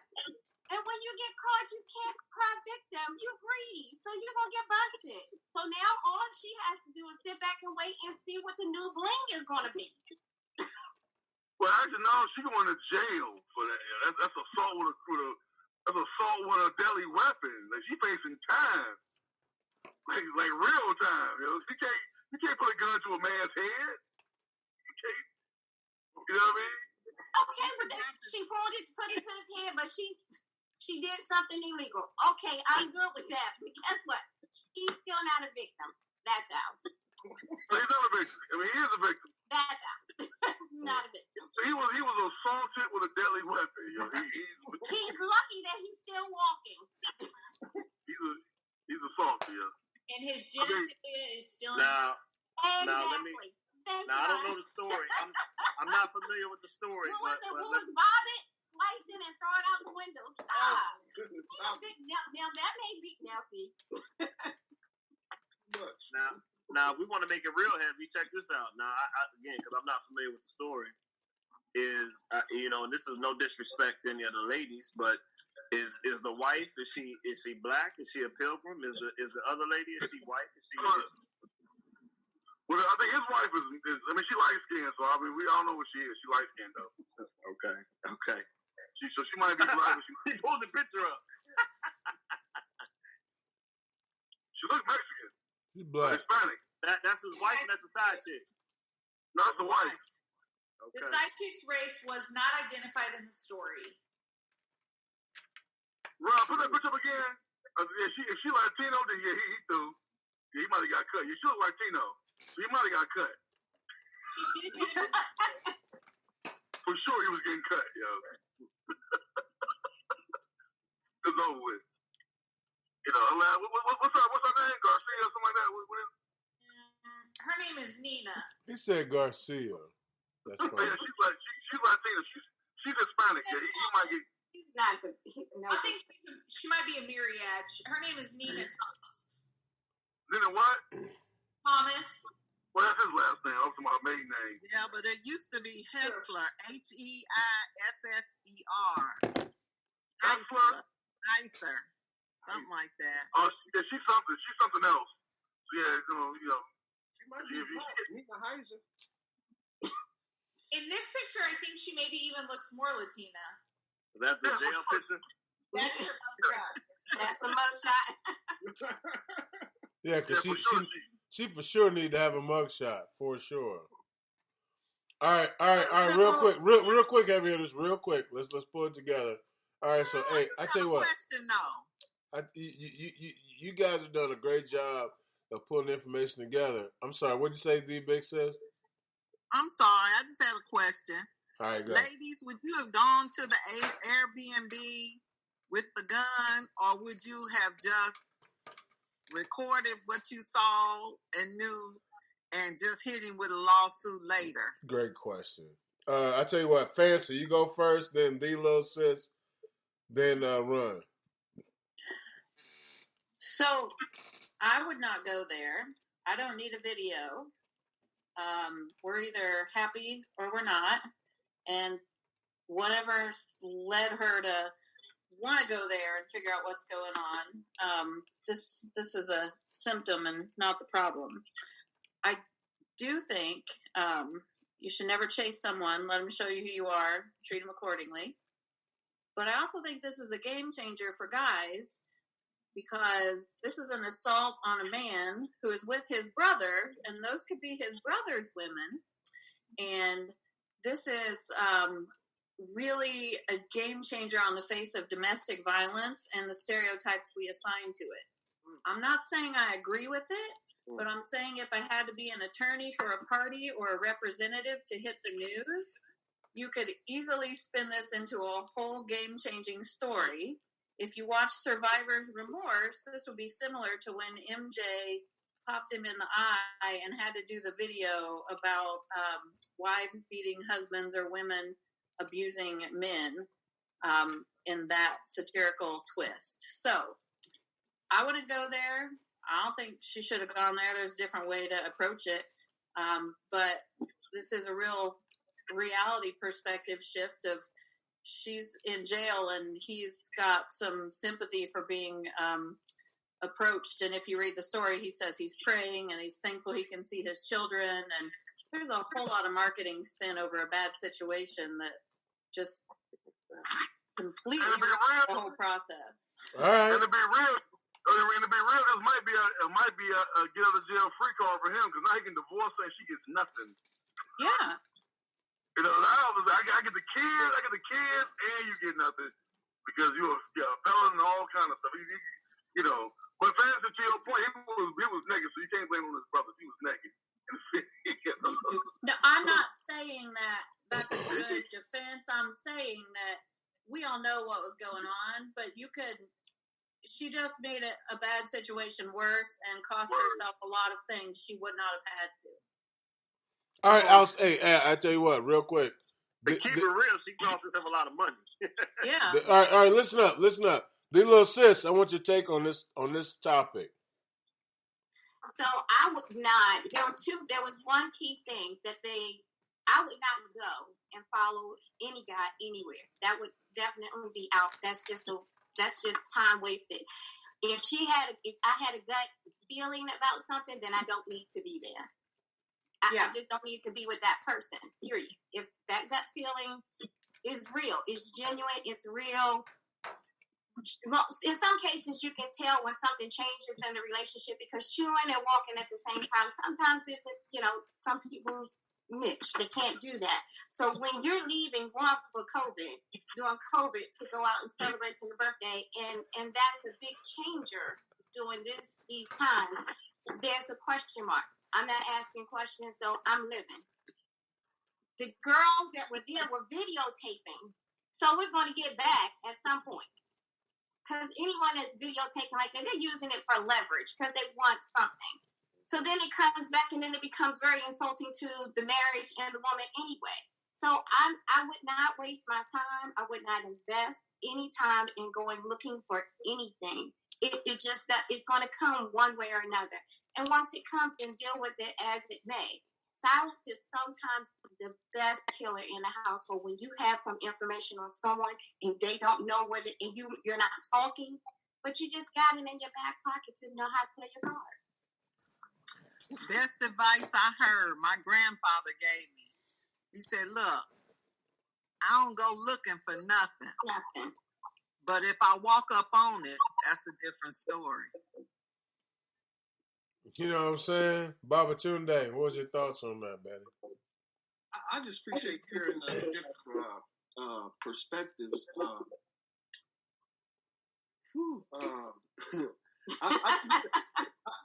I think that women, y'all are really good at holding stuff like that. I was seeing like on a movie, like the wife seen something learned like a month ago. She's sitting there just talking to him like blah, blah, blah, blah. She just waiting for the moment to like kill him really. You know, I'm like, man, you know, me as a man, I can't sit on it. I'm like, man, what the hell? You know, so just hearing y'all perspective has been empowering and encouraging. But yeah, I don't think you go looking for trouble. Go looking for trouble. I mean, like you guys said, she knew something was wrong. She knew something was wrong. But back to what Jeezy was said, him being naked don't have nothing. That don't make him guilty. His wife knows that he sleeps naked. I mean, so his brother got those two girls down there in the Airbnb. You know, he sleeps naked. We got him mixed up like he done did something wrong, and he's a victim in the circumstance right now. So we gotta be careful. Now that's that bull crap right there. No, sir. Not even under question, except in his wife's moral compass of, you know, an affair. But as far as anything else moving forward, she took all of that on herself when she came in with a gun and assaulted. And I just think it's, like I said, it's an eye-opener of some stereotypical presumptions of male-female roles in relationships and victimization. We don't tolerate gender roles like we used to. Hopefully race is progressive in that way next, knock on wood. But this is some changing of the guard, in my opinion. All right, folks. Hey, it's Moose, a.k.a. Bick. I was looking at the Heavy Hitters Radio Show, man. We got all kind of folks on the show tonight. Listen, we got the little seat. We got the little sis on here, man. Visitor, first time, man. We got Monsky Love up on here. We got we got Baba Tunde, man, who's always in the house. We got Ron EMC, who's the woman of the house, and then we got the big sis. And we're doing our thing. It looks like we lost. We lost Book. No. Oh! My goodness! And how the women stayed on each other's team. We got Fancy in the house, who I did not name, and the big sis made sure I got her because she's a women's lib and all that. And so, hey, we got Fancy up in here too. Heavy Hitters Radio Show. The title of the show is called The Simpsons Episode, and then our kind of piece to it is Unfiltered, man, because we just kind of going in. Earlier, if you just now joined us, I talked about the fact that I was looking for lotion and then ended up with potato chips. Like, it doesn't make any sense, but that's kind of how it happens sometimes in the Compound Studios. And by the way, when I say the Compound Studios, we are all in our own separate entities. So here's what I'm going to do. I'm going to go with Run, and then Baba Tunde, and then Fancy, and then the little sis, big sis, and then Monsky. And I want to know, what's the name of your studio that you are representing right now? Run, go. Run's house. Whose house? Run's house. Outstanding. All right, Baba Tunde, go. This is going to be, I guess, Baba Tunde's hut. Baba Tunde's hut. All right, Fancy. We're coming to you live from WRLP Airwaves of Canada. Okay. WRLP? Yeah. That's very funny. What does the RLP stand for? That's the code letters of the management. Okay. Like initials. No doubt. Little sis, where we at? Of course, we're in the lounge. In the lounge, yes. The big sis. Well, I've never named it before. The balcony. Go with Alexandria. Are we in the balcony? Oh, the penthouse. Oh no, you can't. The penthouse. I like it. We're in the penthouse, man. All right, we're in the penthouse, and we pent up in the penthouse. We pent up in the penthouse. I understand. And then Monsky, where you at? We're in the sanctuary. Oh, that's fancy. That's real fancy. All right, I tell you to run. You know what it's time for? What? It's time to do Spontaneous game show. No. Bruising reviews. Yes. Mount Rushmore. Bruising reviews. I want you to give us an example of it. I have to go pay the water bill real quick. Okay, great. I will start with bruising reviews. All right. So wait, you gotta explain it though. You gotta explain it. No, but hey, tell the big sis we need her because I'm sure she has some good bruising reviews. We need you because we're sure that you have good bruising reviews, like you did. Just stay for this part. Okay. As explained earlier, Bruising Reviews is the Heavy Hitters rating system. It is a reverse rating system. The more bruise it takes you to get through something, the worse. So I've been watching a lot of Netflix because why not? So last year I watched Dead to Me. The first season came out on Netflix last year. So good. Season 2 came out on the 8th, and I definitely watched the whole thing in one day, and I'm not ashamed of it at all. I'm going to go with one brew, mostly because they drink on the show, and when people are drinking on TV, and I also want to drink. But it's hilarious. So it's about this woman whose husband dies, and then she meets this friend, and this friend is like a total train wreck, and all this chaos follows this lady, and it's a whole mess, and I love it. It's Christina Applegate, and it's the girl from I don't know her name. She's been in something else too. I'll have to look her up. But it is hilarious. Definitely recommend. I also watched the Michelle Obama documentary. Oh, loved it. I felt like my brain was rotting, and I needed some substance. Hero Bruise, so good, so powerful. I love her. She's hilarious.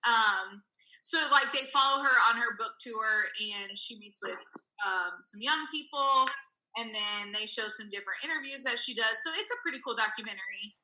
I'll probably read her book next. Now I've got some time to read because that's what I enjoy doing. So I feel like I've watched some other things too. I watch a lot of American Horror Story. It's not that great. The 2 seasons are good, and that's all. Which I talked about those last week. What have you guys seen? If I can jump in, I watched on Netflix. I think it's called Extraction. It's got my man that plays Thor from the Avengers. Can't think of his name right now. Chris Hemsworth, is that his name? But Zero Bruise for that. A lot of times when these guys get caught up in these movies, and there's a lot of sequels to them. They get kind of trapped into that role. So being able to see him in that movie, in that line, a lot of action. So that made it good, and a good storyline. There's a good ending as well. Did you just see him as Thor though, or does he do a good job of playing a new character? No, he does a great job playing the new character. That's to that point. Like I said, a lot of times when those guys get in different movies, after they've been in those type of movies, they kind of get pigeonholed in that type of role. Right. Being able to see him in a different light was real cool. I think Aquaman will always be Aquaman. If he's in something else, I'm not going to see him as anything other than Aquaman. Right. He's that dude. He's the skinny man in the commercial. He's that dude taking off all his muscles in that commercial. Yeah. And he's trying to lift weights. He's like, take it. All right. All right. I have one, man. I like the LOL Network on YouTube. The LOL Network is Kevin Hart's network. So he has a series of shows. He has Cold as Balls. He has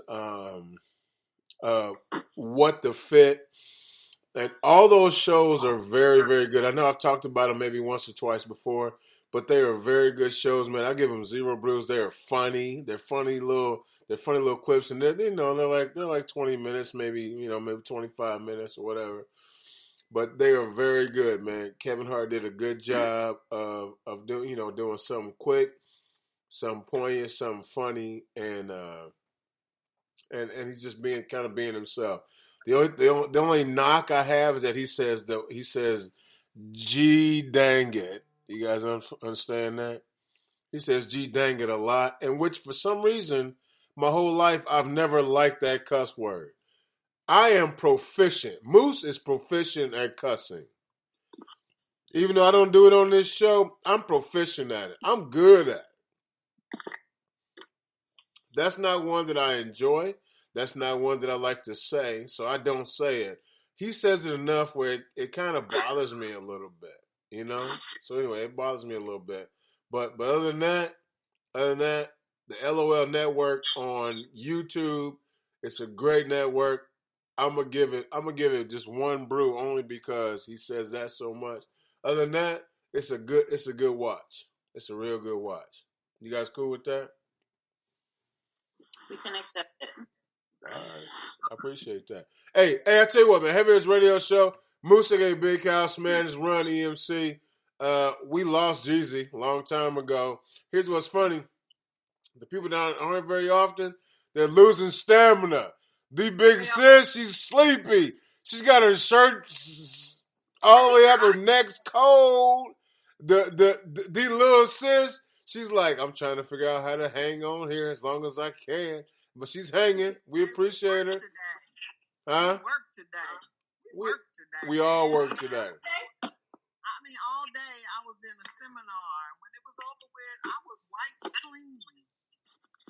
I had to take a nap, and now I'm sleepy again, my regular sleep time. So that's how bad that was.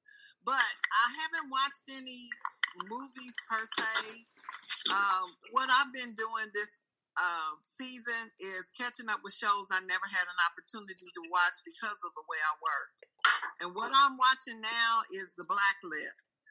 And I started it years ago, and then I dropped it probably season 2. So I picked up The Blacklist.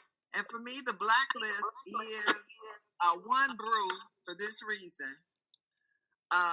It's an excellent show. The crime is, if you watch the crimes back to back, I always wonder, are we giving criminals suggestions of how to take over the world or do these kind of things? They had the stew maker. He was a guy that when he killed you, he dissolved you and you went down the drain. I mean, are we giving people suggestions of how to get away with murder? But there's a character in there. The actor's name is Ryan Eggold. He plays the lead female character's husband. He too is a spy. But before I really realized that he was on that show, I was watching him on a network show called New Amsterdam. And I absolutely love him as the doctor on New Amsterdam. He's a sweetheart. What doctor is in New Amsterdam? I love that show. He's medical director. Okay. Yeah. But he was in The Blacklist, and here he is, this spy, like, whooping people up and stuff. So I think if I saw it in reverse, where I saw him as this spy, I wouldn't have accepted him as the medical director. But since I've seen him as the medical director, I find him to be a sexy spy. So that's why it gets 1 brew. I like James Spader too, so he's exquisite in this show. So that's my brew and review. I'll binge watch it. I'll watch it all day on the weekend. And then I'll pick back up with another season next weekend. All right, hey, outstanding. I tell you what, hey, this Moose, I'm not a binge watcher, but I appreciate binge watchers because I'm sure that all the shows love them. And James Spader, by the way, is my man because especially when he was on what was that show I used to watch, man? When he was lawyers, they were lawyers, big sis. For some reason, the names escaped me. It was him and House of Spain, Boston Legal, man. Boston Legal, yeah, Boston Legal. When he was on Boston Legal, it was my show, man. Zero Brews, by the way. All right, guys. Heaviest radio show, man. We are going long, man. We are like an hour 44 in. We're just going because you know what happens. Here's what I found out. People that listen to our show, they listen to us like on their commute. Like, hey, I was on my way to work. I listened to 20 minutes. I listened to 20 minutes later. It's that kind of thing. So you know what? Hey, I ain't got to wake up early necessarily. So we just kind of do our thing. You guys okay with that? Everybody's commute now is like 2 minutes. I'm sorry? Everybody's commute now is like 2 minutes. No. People are listening to us. I tell you what, do you have any more Run That News? Yeah. All right, go. I do. So the White House is in the news because if you guys recall, Mike Pence did not wear a mask to the Mayo Clinic. However, he did wear a mask at the Kokomo plant. Whatever. He said that he didn't feel the need to wear one because he and his staff get tested all the time. And remember, he wanted to be able to look at people and say, thank you. So he recently had some people very close to him contract COVID. So he was in quarantine, except now he's not because he's like, JK, not going to follow the rules. And Trump's valet driver and some of the Secret Service agents have come down with COVID. So this could be interesting. Fauci is staying home by his own fruition because he's like, I'm not catching this. No, thank you. So he is schooling people from his house. Hey, you know what's tripped out? So it's not just Fauci. So the leader of it's the NISAA. That's Fauci.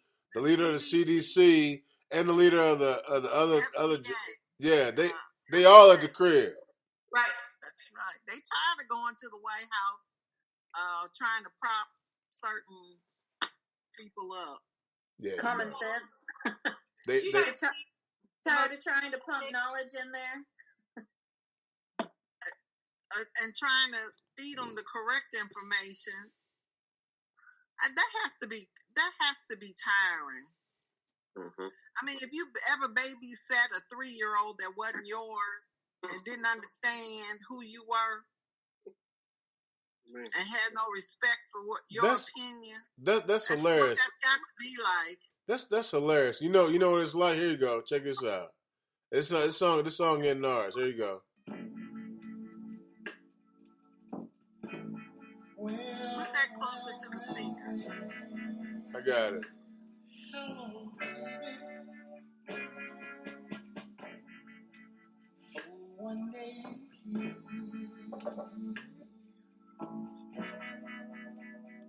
And then you go.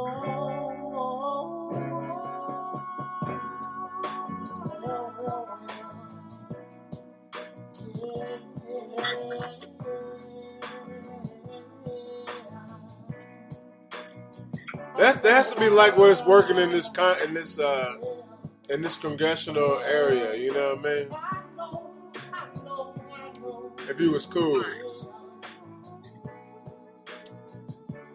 Mama put me out at only 14, so I started selling crack, cocaine, and codeine. Time to stack some paper. Not that part. All right, but it's, kind of that one day you're here, one day you're gone piece. All right, so guys, Heavy's radio show. I gotta. I'm sorry. I was going to say that I could not work in politics right now because what my mouth does not say, my face definitely will. What does that mean? That means that you be able to tell how I feel based on his face. That part, I need to teach my facial expressions to use their inside voice. They don't know how. I can't control it. It just happens. You say something stupid, I get a look on my face. Everybody be like, see, look at her. She disagrees. And everybody would know. The best face this week so far is the CBS reporter who asked the president in the Rose Garden a question. I don't even really remember what her question was about. And he looks at her. She's a Chinese American, but she's been here since she was 2. And he said, I don't know, go ask China. She was CNN. Wait a minute, best face. You have to see the look she gives him when she takes her mask off to say, oh, why would you ask me that? I felt sister vibes on that. I felt, Amen. I felt a little sister thing going on there. Like, why are you going to ask me about China? And he says, it's a nasty question. What? Yep. Yeah. Oh, you haven't seen that video? It's painful. I have not seen it. I have not seen it. She challenged him, and he was like, it's over. Bye. And walked off.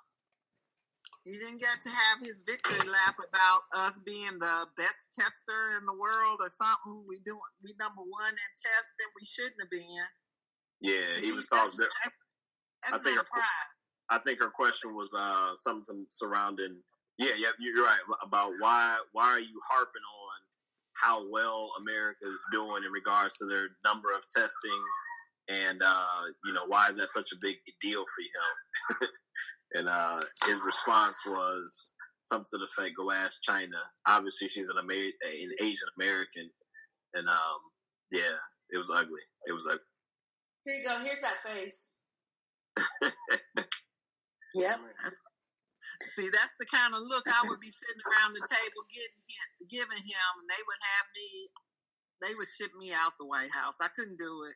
That's the look Earl Thomas' wife should have gave him. When he came home. Just let your eyebrows tell them what your body and mouth never needs to. Yes. Yeah, happy birthday, Earl. That's a good Dixie song. Earl. Yeah. I'm sorry. Your president will be here in a week after I see my lawyer. Your president will be here in a week. The Dixie Amazon delays. The Dixie Chicks poison Earl with some black-eyed peas, and then they bury him. Yeah. Wanda. They're the best of friends. Why the peas gotta be black-eyed? Well, because they're Southern. And that's how they were made. On Marianne, so Wanda got on a red-eye flight to meet Marianne so they could come up with a plan to kill Earl. Because Earl had to die. That's how the song goes. Who is Earl? The dude in the song that beat up his wife. He's a fictional, abusive husband in a country and western song that was popular before the Dixie got canned for bad-mouthing Bush. I thought he was the guy that... And Isn't he the guy that was at the bowling alley earlier? No, that wasn't Earl.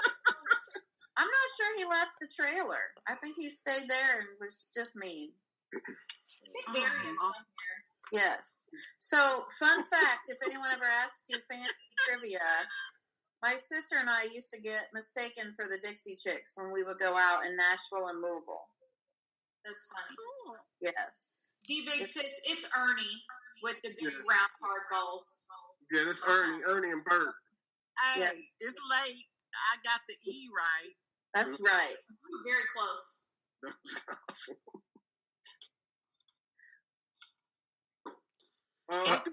Back to the question. When they were testing and everything, he's right. I mean, they say wearing a mask is so you don't give that to anybody, and that the White House can test like they can test when no one in their circle had not have it. I think it was okay for them to not wear masks. It was a bad message. It's bad leadership. It's bad modeling.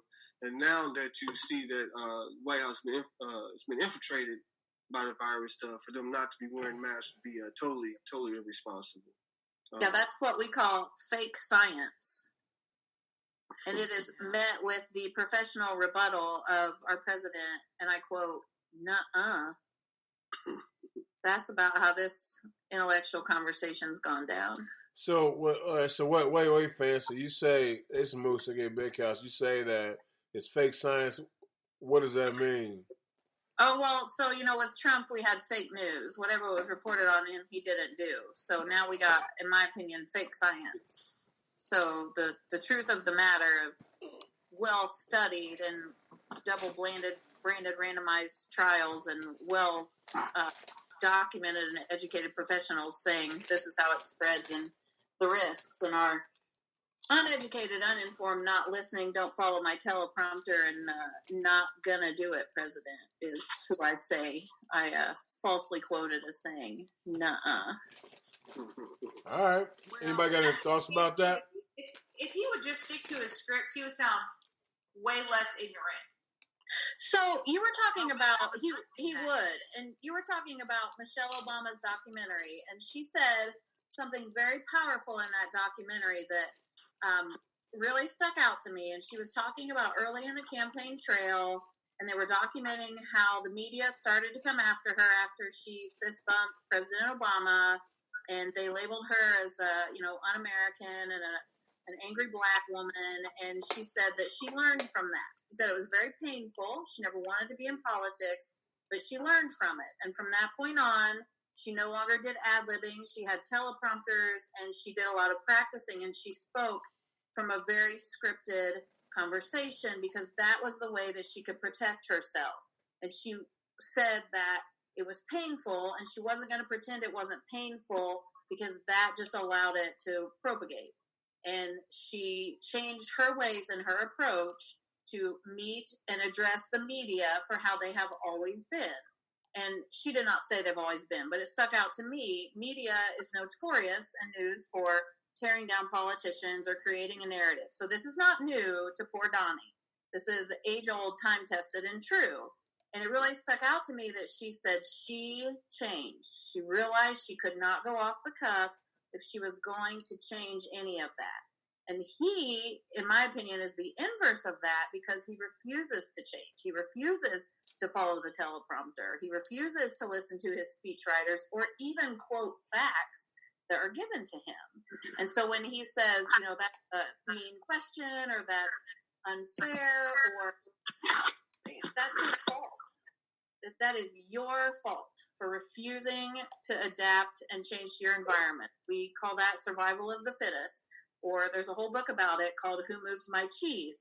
Or Evolution shows you those that adapt survive. So sorry, Donnie. I hope that you are naturally selected very fast and the corona gets you because you're not learning. No. Hold on. Bobby Tilly, you gonna have this. Hey, the views shared here on the Heavy Hitters Radio Show are the ones that spout it, not everybody. Although we're kind of cool with it. We don't want anybody to get sick and die. No matter how crazy and messed up they are. We do not want to wish that on anyone. I'll retract that because it sounded as though I had a goal, and I do not. I just think you could do better. I feel where that comes from, though, for real. I mean, I feel you, and you've been so on point with everything. You don't have to change though when you're on the top of the mountain, and Michelle's a black woman, and so when the world says, "Hey, this pisses these type of people off," 157, like then you have to conform, have to simulate, accommodate, to appease, and then that's really not who she is. I mean, her radical writings, not critical writings, but President Trump. He wants to rouse their energy up with people. He understands what he's doing. He's like, oh, well, Donald, you say things like this, white supremacists and racists and things, might think you're encouraging them. Don't do it. He's like, well, that's exactly what I'm trying to do. If we're keeping it real.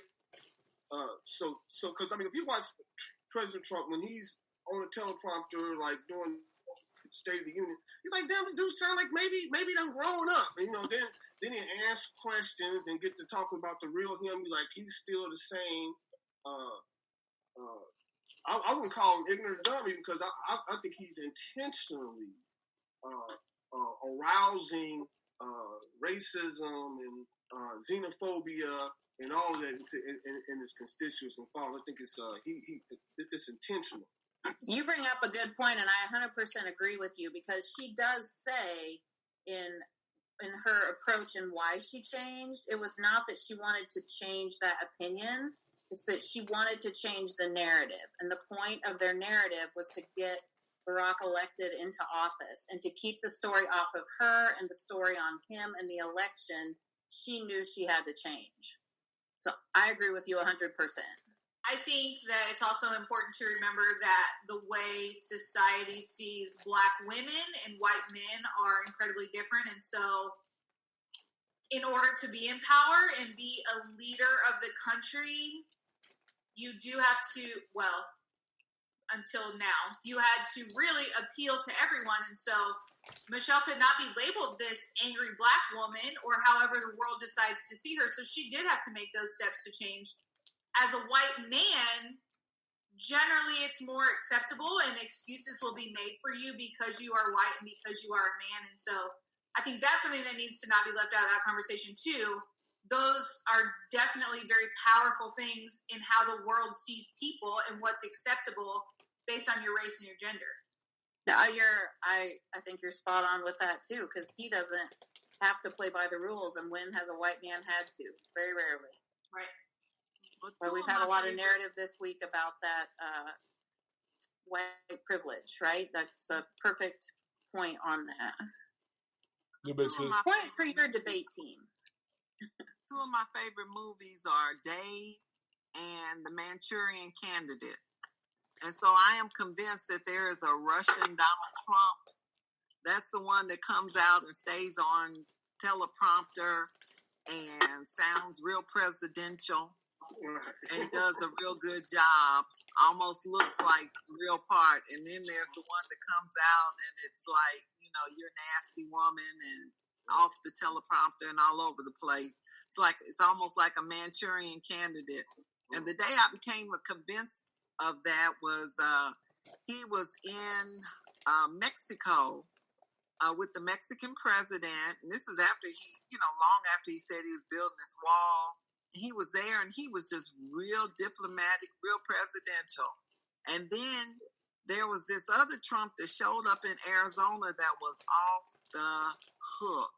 And I said, it has to be two guys. The same guy couldn't be coming off like that in the same day. It has to be two of them.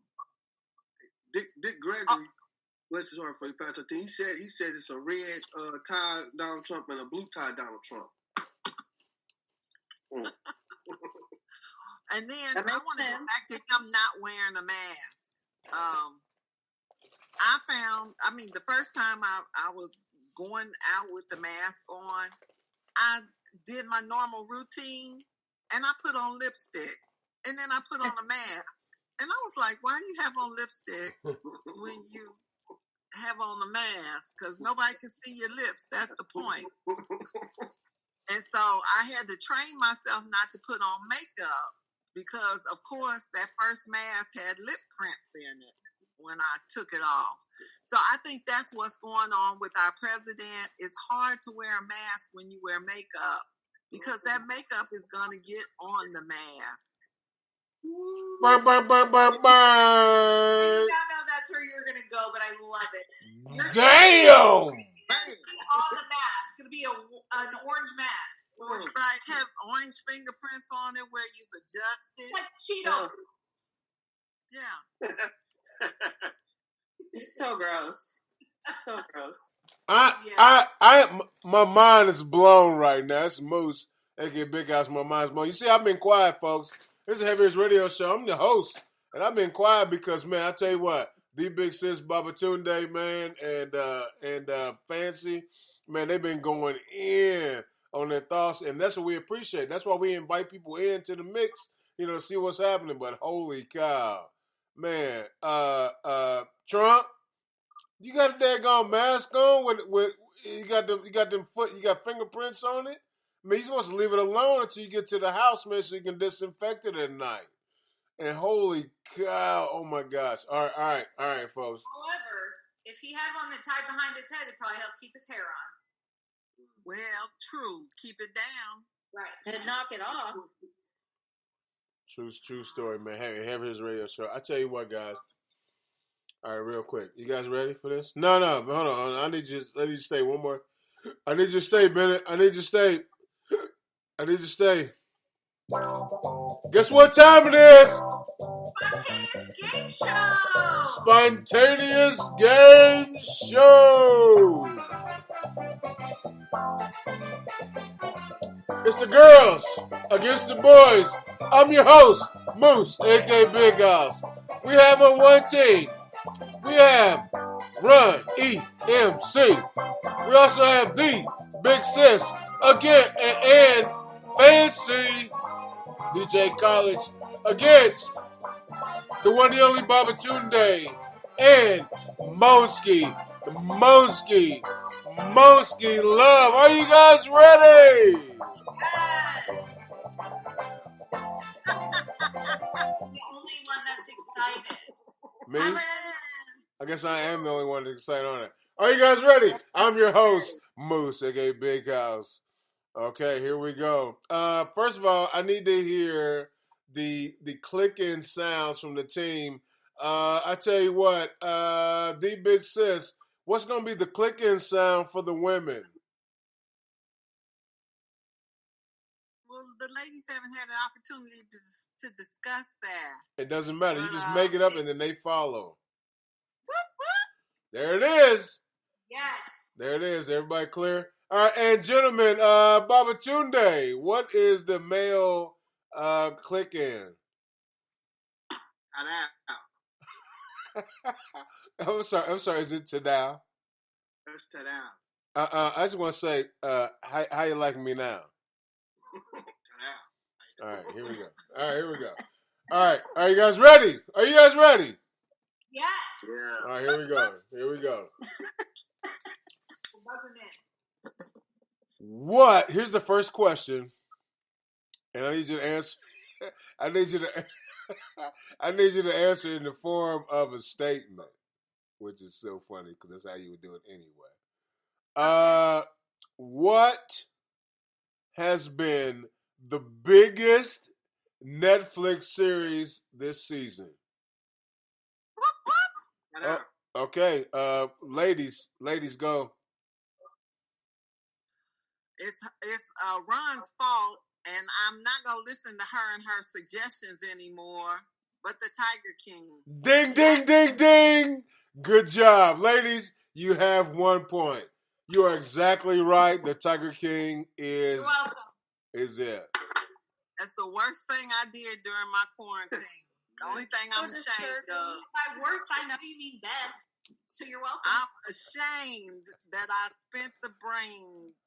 No, but I just sucked to my brain right out, and I had to know. All right, here we go. Question number 2. 3 hours to watch an episode. Question number 2. What has been the best documentary shown during the COVID-19 scares? Uh-oh. Sorry, that was loud, and I was excited about it. The ladies, go. But that's good. I liked it. The Last Dance. Ding, ding, ding! You are correct. The ladies are winning so far 2-1, and I'm for sure, gentlemen. Where'd y'all get the 1? Yeah, it's 2-0. I'm sorry, 2-0. I'm sorry. I just, Okay. We signed that thing. If it meant somebody else, I would have been the other contestant, and I'm sure we would have scored. So it's my bad. You're making up the questions. Of course, you know the answers. Exactly. It's really 2-2 because I'm on their team. But it was that's 100% not how it works. All right. Excuse me. We Drew knew Tyler Perry, you're imposing bias. I'm sorry, did you say Tyler Perry? I said Drew Carey. Excuse me, Drew Carey, you're imposing bias, and that defaults the prize money. You're made up and nothing matters, or something like that. She said Drew Carey. I said Tyler Perry. I got an attitude. I got an attitude with both of them. So we were all on different pages. Drew Carey's on my mind because The Price is Right donated $1,000 to Planned Parenthood, and people are mad. RuPaul came on the show live, and they did match donations with people's prizes. So if you haven't seen the story, it's pretty funny. Okay. People are upset. All right, RuPaul. Carry on. Drew Carey is funny. All right. You guys ready? Here's question number 3. Question number 3. Are you ready? Yes. In what situation, listen to the clear here. In what situation is it okay to eat dinner out? Whoop, whoop. Oh my goodness. Go. When you are sick and tired of cooking and you come home and you put the food straight in the oven to kill whatever may be on it and possibly Lysol the bag outside before you bring it in the house. Ding, ding, ding. Great answer. That's too much work. I can tell you that is not happening up here in Canada. So there's different rules in Canada, I think. So if you see my studio referred to as Ground Zero, you can know it's because DoorDash and I have a very close relationship. People are complaining about DoorDash and the markup on the delivery service. They said sometimes the delivery service sans the tip you give to the person that comes to the door is as much as the order. Well, the restaurants are also not able to break even, so I've been going around DoorDash, but I like having things delivered to the compound. I am keeping the economy strong. You're not even here. What are you talking about? What do you mean I'm not even here? This is I'm at the compound. Oh, well, the Canadian compound. Gotcha. The RLP studio. Ground Zero. WRLP Live. Gotcha. Gotcha. Pro delivery. WRLP. Look, WRLP, we're on your side. You got to lose a point for that. Yeah, WRLP, we're on your side. I consulted with the legal team, and there is no point assessment with bad decision making, so I am safe. All right. So, you're right. And listen, let me tell you guys. So, I saw an expose. This is Moose Gay Big House. I saw an expose on all those delivery services. And now, most restaurants are having their own delivery. So, you can surpass Uber Eats and DoorDash and all that. Here's why. Man, they had cameras on them cats. They was eating fries. They was scratching their eye and bringing you stuff to you. They was taking a sip of your drink. All that. Like, come on, man. Like, over with, Doc. Over with. Like, you know what? And I tell you, I'm a big fan. I was a big fan of Uber Eats, but not now. Like, I'm out. Baba Tunde, what's up? They can't be taking drinks of the drink, dog. That's nasty in these days. But I wonder if we can get a tiebreaker question. Okay. Double bonus round. Double bonus round. Baba Tunde, are you gonna be the host while I'm playing? No. Yeah. Okay. All right. Hey, folks. Wait. Here you go. They said that's a no-go. All right, check this out. Hey, folks, this is Moose, a.k.a. Big House. I'm now playing, and Baba Tunde is the host. Give it up for your host, Baba Tunde! Live from Baba Tunde's hut. All right. To go the double, because the men, this is a tiebreaker question right here. Oh, yeah, I'm ready. I think this is what Vegas calls. But okay. Okay, wait. What is our sound? I forgot what our sound. You can't. Tadao. Okay, I got it. No, it's Tadao. It's Tadao. It's Tadao. How you like me now? I'm in the mix. It's gonna be. It's 1986. Okay. Right, I'm sorry. What is the name of the United States Surgeon General? Tadao. He has a lisp. What's that brother's name? Oh, you don't even know. Yes, I do. No, don't you dare look it up, you cheater, pumpkin eater. Oh, you don't know. That is correct. No, you do not.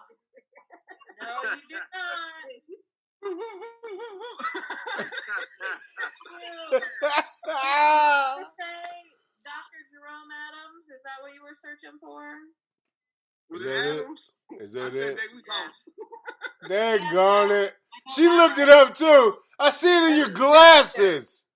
Oh no, Jerome I'm checking. Adams. We would have took just Jerome. You better call Jerome. No, Jerome, can you bring my mirror? Well, he has a list. Jerome has a list. Daggone that. Yes. Have you not noticed it? It's bad. Hey, you know, hey, Yes, he does. hey, I'm gonna tell you what I like about that brother. He was like, you know what? I have asthma. I haven't had this in my pocket for. Remember, he pulled out his asthma thing. I'm like, dog. I know you're in shape, but he was trying to show. He's like, look, I'm compromised too, but I'm still doing my thing. But it's interesting. You haven't seen him in a long time. I haven't seen him on a news program in weeks. And honestly, several of us were shocked when an anesthesiologist was the Surgeon General. Is that what he Most was? people don't think of him. That's what he is, at Walter Reed. But most people don't think of anesthesiologists as doctors. It's like we put them a step above nurses, but not quite doctors, but they're literally doctors. Yeah, matter of fact, they make the most money, by the way. Hold up. I didn't know that. Yeah. So they like at the bottom rung, doctor.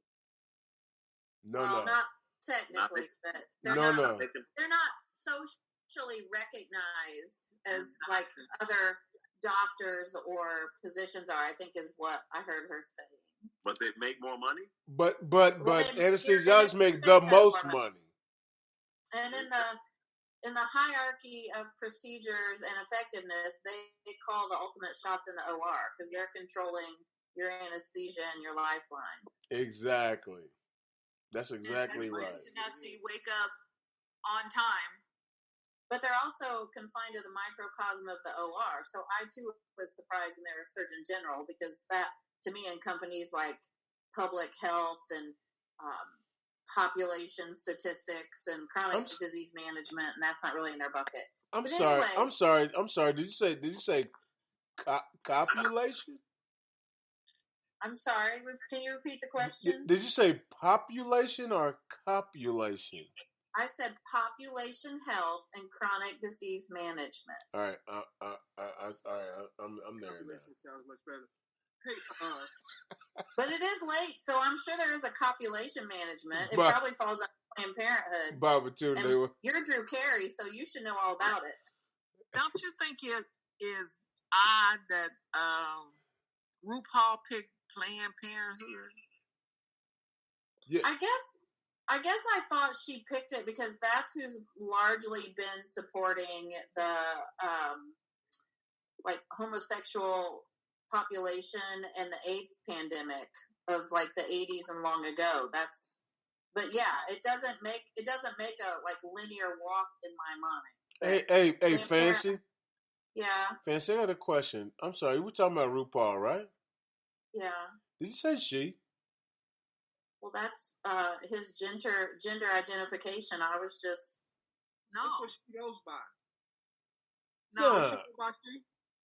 He refers to himself as a he. He doesn't refer to himself.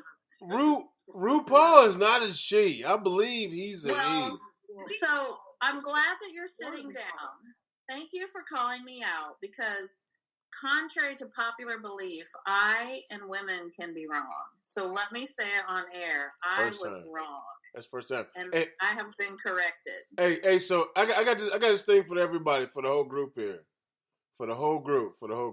So if somebody's pansexual or intersexual, whatever they're gonna be, what do you guys call them? I tell you what, I'm gonna start with Ron because she got something. Then we're gonna go through. Go, Ron. I want to go back one, and then I'll answer your question. RuPaul has said that both he and she are acceptable pronouns to use for him, her. Okay. Thank you. You use whatever pronoun the person would like for you to use if you would like to be PC. However, if you're not on board with all of that stuff, then you go with whatever you feel like you should assign them as a person who doesn't live their life. So, a non-answer.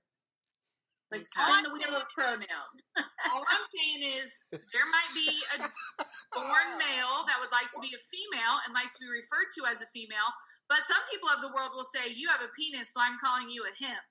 Yeah. Hey. So that person is assigning the gender to the other person who has now chosen to be female. I have the right. I have the right to assign them the gender. I would just like to say, people will do that. I was gonna say, I really enjoy Monsky's face. He's like, I'm not sure what to do. Like, I wish you guys could tune in so you can see the faces. All right, hey, the big sis, the big sis, what'd you have to think about it? I'm sorry, I can't keep up. I think they put me over the edge when it's a young lady that plays on the show named Deputy. I think she was born a lady. I don't know. Well, anyway, whatever she is chosen to be, her chosen pronoun is them or they. Right. And I'm sorry, I was taught good English, so I'm not gonna say, "Hey, they."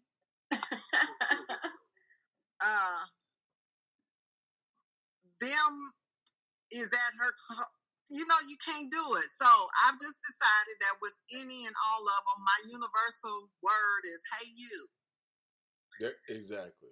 And no, I'm with you. I'm with you because you're not gonna be like they. Hey man, they ate some popcorn at my crib. No, me and they. They and me ate some popcorn. Nah, Them ate some popcorn. Right. Let me tell you how conscious I am now. You know, I mean, when you make phone calls now, you hardly ever get a person. You always get the automated person. So when I get a person on the phone now, whether it's man or female, or I'm in the drive-through at a restaurant, I never say thank you, ma'am. I never say thank you, sir anymore. I just say thank you because I don't want to say anything that's politically incorrect that'll piss somebody off and then get me cussed out. You know what I'm saying, over the phone or through the drive-through because I don't know what they associate with. Isn't that bananas? And your goal was just to extend gratitude. That's absolutely. He's like, look like a sir to you. Thank you, them. Hey guys, you know what? I mean, honestly, thank you. Next, thank them. Honestly, I made a video. Thanks, I made a video. I haven't put out yet, but I mean, I made a video that speaks to this because I mean, going forward, handshakes, hugs, like blowing out your candles on your birthday cake, all that stuff's over with, right? And so it's done, all done. And so if you really think about it, you really think about it. I mean, like, you know, when you call on the phone, you be like, hey, you know, I'll talk to you later, or see you, or, you know, bye or whatever it is you say. By the way, if you're like a regular heterosexual dude, you should never say bye. All right. Anyway, all right, I'm just gonna put that out there. But I mean, but even if you're in the presence of somebody, you have, you know, I feel like brothers have practiced this art for years. First of all, you have the hand up to your side, kind of like Bobby Seale, like power to the people, like, yo, like, what up, man? I got you. Like, you got that, right? Like, what up, dog? Everybody understands that. And I say it like that so that my pilgrim brothers can understand. What up, dog? Like, because they're not really sure. Because it was like, what up, dog? But if it's, you know, if you're not a brother, you're like, what up, dog? What up, dog? Right? All right, so you got that one. You also got this one. You got the peace sign. Peace. Amen. Peace. Right? I don't have to touch you. I'm telling you that I'm interested in you. I care about you, but I'm not going to go over there and touch you. Peace. Okay? So you go like this? Let me see. Can I just do Wakanda forever? Can I just do the Wakanda? You can do that too. I would almost say do Wakanda and no raisins. No raisins. Because you couldn't do what do you say? What up, dog? I'm brother like. Both your versions was brother like. You think so? It was just a slower version the second time. You got to do it, my man from American Idol style. It's a no for me, dog. I tried my best. I'm be like, what up, dog? Or what up, dog? Well, would say, "What's up, dog?" Right. I understand. Now, dog. I understand how it goes. All right, and then back so then to earlier conversations. What's that? Sup? right. What's up? Sup? I feel like cousin is non-confrontational. It embraces Hawaiian tradition, transcends all cultures and genders. You say That's cousin? gangster, though. I mean, you really your cuz of blood, so they can get you killed if you call the wrong person cuz. Yeah. That's true. But what if you say it really white, like "Hello, cousin"? Still. It'd be too like too. It sounds like racial appropriation. No matter which I'm gonna use a New York term that I never really understood. Whatever. I'm gonna be like, "What up, Dunn?" What up, Dunn? Yeah. What up, Dunn? Our son. Yeah. And when people use son, now please understand this. Son, I understand is a term I used to use. Son is not the S-O-N, but it's S-U-N. What up, son? The brightness of my day. How you doing? How you living, right? Okay. So we say, what up, son? It's not son as in you're my subordinate. It's you are the brightness that I'm talking to right now, right? Yeah. Yeah. Beautiful. Yeah. I just think maybe we should break into song. You know, whatever you're feeling at that moment. Or like, you know, Run said what her mouth doesn't say, her face does. So maybe we just let our eyebrows talk, and I'll be like, So, Moose, can you say that line again? What it means, son? The brightest what? Because I want to do a universal language, and that's what I'm gonna start using from now on. I'm just gonna say with that line that you said. What was that line again? What about son? Yeah. So I'm not talking about S-O-N. No, you talking about S-U-N. I'm talking about S-U-N, right? You brightens my day. You brightens my day. Yeah. What up, son? Day. What up, son? Man, you know what? I call you son because you brighten my day. No doubt. What up, I got something to say about I left out for a second, but the calling people about what they want to be called and all that. I didn't see where the conversation went on, so I apologize. It's all good. But I was sitting, I was in this seminar, and it was some real unique people in there. I mean, and people was just going around. I mean, people was everything. I mean, from lesbian to gay to heterosexual. The lady I was sitting next to said she was omnisexual, and I looked and said, I don't know what that means, but I think I like it. that might be like IKEA sexual when you masturbate in the IKEA. Maybe she really likes Omni. Is that the Omni? Right. Did she break it down, Baba Tunde? Did she say what it was? She got up and moved.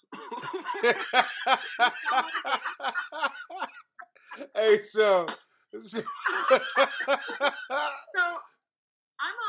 I'm on Bumble, the dating site. I bet you are. I bet you are. That's going. I bet you are. But there's so many symbols, I didn't even know what they were. Like, I had to look them up and screenshot the code because I only know the male and female, like what you assimilate to.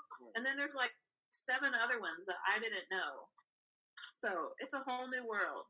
So I looked at the definition. They want all of the alphabet. They want the whole alphabet. They asexual, bisexual. I mean, I just need to know if you're into women and only women. And that's like what Flame Monroe said. She's a famous drag queen comedian. And she said, you know, these kids, they got all these names and all this stuff. She said there's only 3 things. You like, you know, male, you like female, you like both. Ain't nothing else. Them, they, and us. I have both a definition for omnisexual that didn't make any sense to me, so I did some further investigation. Here's what I found. So, an omnisexual is a sexuality in which a person feels attracted to all genders. Now, pansexuality is also similar to that, so let me give you the difference.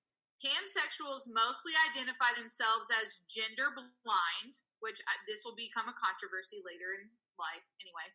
Omnisexual people do not notice the gender, and I'm sorry, they do notice the gender, but they simply don't care. So is that not just bisexual? I'm confused. They must like their spirit.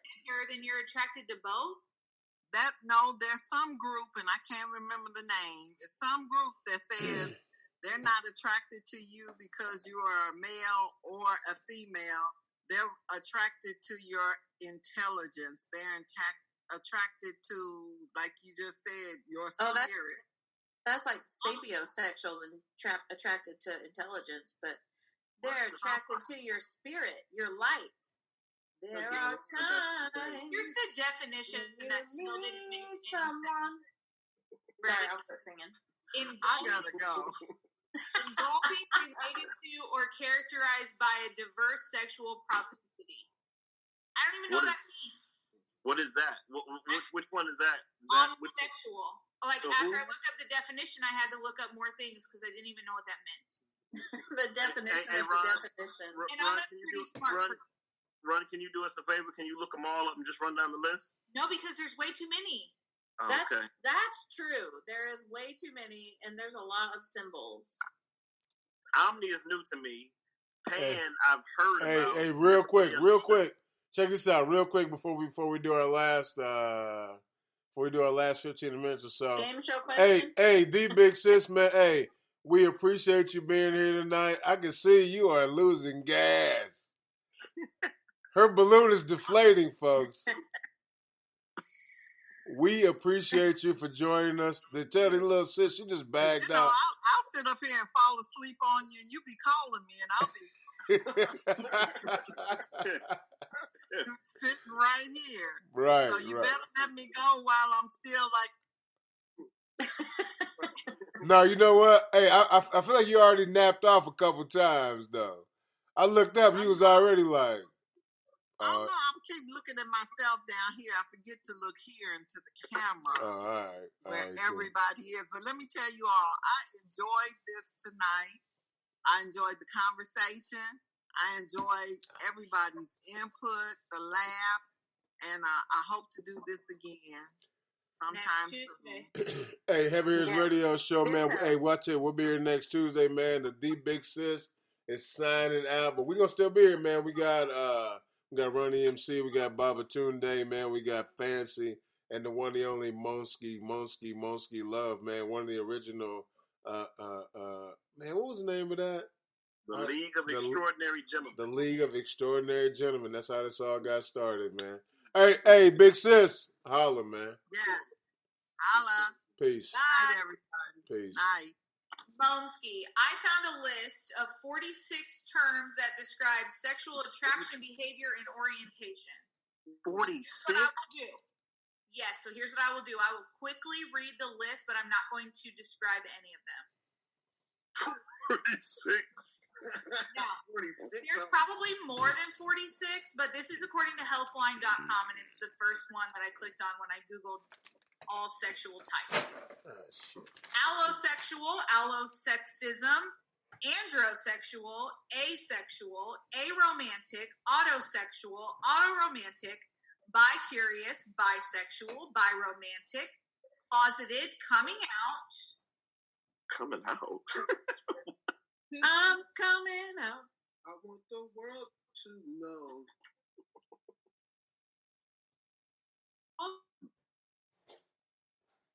Uh-oh, we lost you.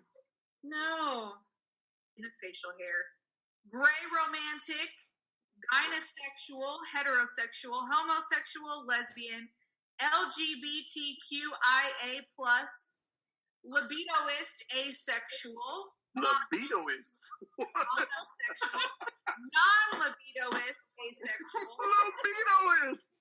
Omnisexual, pansexual, panromantic, polysexual, homosexual, passing, queer, questioning, romantic attraction, romantic orientation, sapiosexual, sexual attraction, sex-averse, sex favorable, sex indifferent, sexual orientation or sexuality, sex repulsed, scoliosexual, is that like somebody with scoliosis, spectrosexual, straight, that's all. Just stop at S. Listen, I know. They ain't done yet. That's why they stopped at S. They ain't done yet. maybe it's on a whole nother page, but like at this point, my head page 2. But I am, you know what? Here we go. Q through Z. No, it ends with straight. I have some questions about some of these, so I'm gonna do some research. Like, I kind of want to know about these libido-ist sexuals and what the heck scoliosexual is, because I have scoliosis, and I'm very welcome to the team. By gray sexual.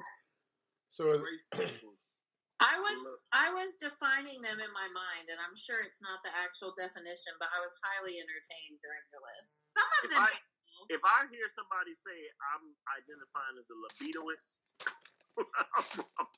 you know what? I feel like if you said that in a bar as a male, you would be slapped. You know, like the classic 80s movie moment where they do the bad pickup line and they get smacked. Like, not in real life, but just as a like melodramatic interpretation. I feel like if you're like, do you come here often? I'm a libidoist.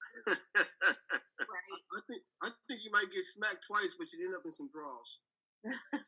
I'm not saying it was because for sure some of those, somebody wants to smack you and they're like, but I love you. Like they're smacking and they love you. People is for real? Right. Well, you know, people would have questions. Like they would want to know.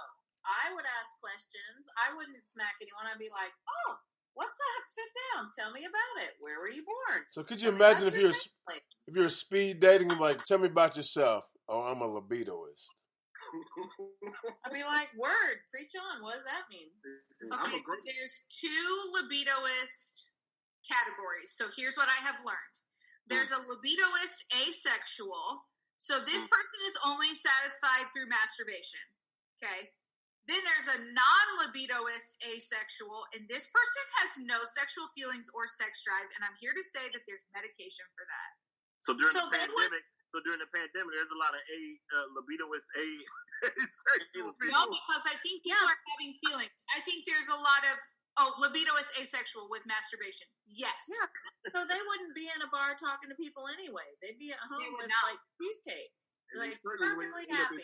Right. Also, I'm not gray sexual. It's not being attracted to people with gray in their beard. It's you're attracted to people in the gray area of sexuality. All of them sound very similar. And I think that's why I'm so confused by them. I feel like we could go from 46 to comfortably 14. Like, y'all can agree. Yes. But there's no council on sexualization in agreed terms. So here we have a list of 46. Welcome to America. And you know what? I almost want to start this conversation early in the next show. Like in the next show, like I want to kind of table this so we can in the next show we can just. Matter of fact, I might even talk about it throughout the week. Starting. Join us next week for 46 and then the exploration of sexual orientation. Yeah, because I'm going to say this website and I'm going to do further research because now I'm intrigued and I've got nothing but time. Please promote the show as join us next week for 46. The exploration of sexual orientation, because people will think you're naming the next president. The next president. Like it has so many wonderfully spun puns. They do. I'm already in. Did you call the show the first 46? Yep. I love it. Did you say wonderfully spun puns? I can hardly say that because I suffer so much from black mouth. It's hard for me to even say that. You've got to pay close attention because I could give you a Freudian slip at any moment. Just keeping you awake. A Freudian slit? Flip. Hey, real quick, man. Big Gates, man, out there in Texas. He had a question for us. Fellas, maybe for you, not for the ladies. But do any of you guys think you can still hang with Tyson? Tyson's 53. Y'all saw the video. I'm sure if you watch any sports outlet, you saw the video where he was sparring with a guy, and holy cow, he still looks pretty sharp. Yeah, I ain't getting in the ring with him for a couple million. I might. For a couple million, I might, but it's gonna hurt bad. Like it's gonna hurt bad. Gonna hurt. Mm-hmm. I think I purchased it off of Showtime, but it's the it's all of Tyson's fights, and it was like $6.99. So that's part of what I've been watching. We didn't get to my brews and reviews, but I think it was on Showtime, and it started with his fight in Tokyo in I want to say 88. You a boxing fan? I am a boxing fan and a UFC fan. Okay. But you watched the UFC fight this weekend? I did. Okay. Yeah, to the empty crowd. That was kind of creepy. I was gonna say, I got a question for you. So what'd you think watching the UFC fight, main event fights with no crowd noise or nothing like that? It feels like kids playing on a YouTube video, and I don't mean any disrespect to the production or how they did it, but it's so easy to create a film or a moment and throw it out on the internet. You can see those from top level productions all the way down, and I watch a lot of foreign film too. So there's all kinds of media formats. So when I'm watching it, I'm having my same Corona moment. Is this real? Is this I kept looking for a joke. I kept looking for a punked moment, even though I knew it was real. For me, in watching it, obviously as the fighters come out, and the whole hype and the whole show as they come into the arena, and the oohs and ahs of the crowd during the fight, you look for that, you feed off that. Yes. But one of the things that I was more enamored with this past weekend is it was a lot of good fights this weekend. It was good fights. You know what I'm saying? So it literally drew my attention away from all that, and I was more focused on the fights. And the cool part about it was, you hear the punches and you hear some of the punches and some of the kicks throughout the fight. You're like, ooh, that one hurt. Really hurt it. But a lot of them punches, a lot of them kicks, you was like, damn, how are they taking that? You know what I'm saying? So I got enamored because the fights were really, really good. Now, if the fights were whack, I'd probably come out just with a totally different opinion. Yeah. No, I agree with you. I love watching it, but the brutality moments of it, I don't like. And I remember when HTV, HD TV, really became a household entity, and I got my first HD TV. Desperate Housewives was popular, and it was like they were in my living room, and it was okay watching it until they were right there in my living room, and I was a little bit uncomfortable, and I kept kind of backing up. That's how I was with the fights this weekend, because you could hear things that you can't normally hear, and I felt it more than, it was a little less entertaining and more real. Does that make any sense? Yeah. And I totally agree with you on the energy. I don't know if y'all are watching, the pastors are doing a lot of church online. And I feel like our pastors are struggling because their amen section isn't there. And they're doing a great job, but same thing with crowd energy. Yeah. Moments when they would say something and get a response and fuel it back up, it's not there. So maybe I notice it because I'm doing WebExes versus live sales meetings, but it's a real thing. Yeah. That's, you know what, that's funny you said that. I almost want to ask some pastors and whatnot. I know when I talk to people, they seem to be okay in doing their thing, but yeah, you're right. I mean, I think going forward, guys, a lot of our sports are going to be like that. If you guys are watching baseball at all, they're showing live Korean baseball games, and they have stick figures in the stands. They have people on the big screen watching, kind of Zoom style, and they got that kind of thing, but there's no fans. I mean, you can hear guys talking strategy in the other dugout, from the other dugout, that kind of stuff. I mean, that may be our reality for a while. I know that Moose is not planning on going to a game in a minute. I'm not going to Colts and Pacers and all that stuff, only because of that kind of stuff. I don't even know who called, but I don't even want to mess with it. I didn't even see it. You know what I'm saying? Do you want the next inside marketing sales tip? What's that? So I'll give you an analogous comparison. Be quick about it. I will. In our times, you can't go to funerals, but funeral homes will allow you to write a message, and they'll tie it to a balloon and tie it to a chair, so the families can see the chair. We're huge about you don't own the entity, but you sell it. Uber, Airbnb. The next big one is that they're going to sell seats, essentially a part of the seat that you can put a message or an engagement for your player. So they can come into an empty stadium, play the game, and you can write LeBron a message for $200, to which they will guarantee he will personally get after the game on his balloon. Watch. It will be sold. Just watch. I don't want it. It'll happen. I think it'd be hard as an athlete to go in and play with no crowd. Like, as an athlete, like, the fans hype you up. It's more than just your team and the competition. Like, it's the whole atmosphere. Even as, like a high school athlete. So to not have the fans, I think, is going to be really weird for everybody. Yeah, the same with the pastors. I agree to energy. I agree to an extent, but coming up as a semi-athlete is what I'll call myself. Some of the best competition I've seen is on the courts where there's a lack of crowd, on the fields where there's a lack of crowd, where you're able to kind of you got the gamesmanship and you talking smack, and what I'm saying, nobody's able, no holds barred. So I get that to an extent, but sports now are so commercialized that I think I think the realness and the real competitiveness will be able to feel that a little bit more, kind of like similar to the UFC fight that just happened this past weekend. Hey, let me jump in real quick. As far as the fans go, as far as the athlete, as soon as the whistle blow, that energy take over.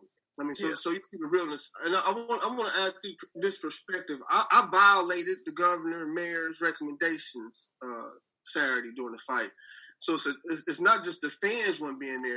If you're at home watching the fight by yourself, it's different. So I was in a semi-large gathering watching the fight, and we created all that energy. So it was like that part was all the same. It was one part in the heavyweight fight, the first part with the ex-football player, when the one brother was laying on his back. You know what I'm talking about? He was laying down, and I forget the Dallas Cowboy guy. He was just kicking him, hitting him on his leg. I was like, right there, the fans would start booing, and people would get doing a little bit more action, kind of like what you were saying, Fancy, with the 8-man section. The booing, I think, creates a little change in direction and whatnot. But as far as the energy, watching it, if we're allowed to congregate with 10 or so people, their energy gonna be in the room with us. And as far as the athlete go, man, when the whistles blow, man, they're competing. I think we're gonna see competition on the highest level. I mean, you want to agree? I agree. All right, I mean, it'll be an interesting dynamic. I just want them to play. I miss sports more than I miss my hairdresser, more than I miss my grocery. I need to watch the game, and I need to see Skip and Shannon talk about it. And I know he got himself fired, but Chris Carter used to entertain me too. So Chris Carter got fired? Yeah. For a reason. I think he said some things he wasn't supposed to say, but he got removed off of, what was his show? It came on before Skip and Shannon on FS1. Oh, he got removed from that. This is old news. Like, nobody remembers that. Sorry for bringing up the archives. I'm an ESPN guy. Hey, Mr. Heavy Radio Show. I go too far with my nerd. This is why I'm single. Hey guys, it's a Heavy Hitters Radio Show, man. It's Smooth Sick at Big House. I am totally decided. I don't know if you guys can't see me right now, but I'm like oiling up my legs. And I thought you were taking your socks off. I thought you were getting real. No, I'm just I'm oiling up my legs because they were dry. Remember I told you guys I took a shower right before. Do you want me to send you the shea butter that I make with essential oils? You know what? I use it. Yeah, for sure. I mean, I like the Absolute Pure right now, but yeah, I use it. Yeah, for sure. I mean, I got nothing to sell you. I ordered 10 pounds of raw shea butter from the women of Ghana, and I whip it up in my kitchen. For what reason? Because I like it. All right. Because it's better and it's pure, and I will send you all samples. Not all you listeners. I'll send you all I was going to say you're gonna be broke like a mother. You try to say it a little bit to everybody. Oh no, it's sitting in my house. Like I make it for everyone every year. I started because my daughters have eczema, but I actually like it for myself and everything else. Yeah. So anyway, that's why I'm using it. Hey, I tell you what, man, Smoothie Big House. Hey, man, you listen to Heavy Hitters Radio Show, man. Today we talked about the Simpsons. The show's title was The Simpsons episode. It's because The Simpsons called everything that was happening right now. They said there was going to be a virus, and then it was going to be followed by killer bees. And holy cow, that's what happened. Even though they're not killer bees, they are murder wasps. Hornets. What are they? They're murder hornets. Well, I keep saying that. I earlier I called them killer moths. So I have no idea what they. That's if they're white and have a good lawyer. Which most of them, and they're in America now. That's what they are.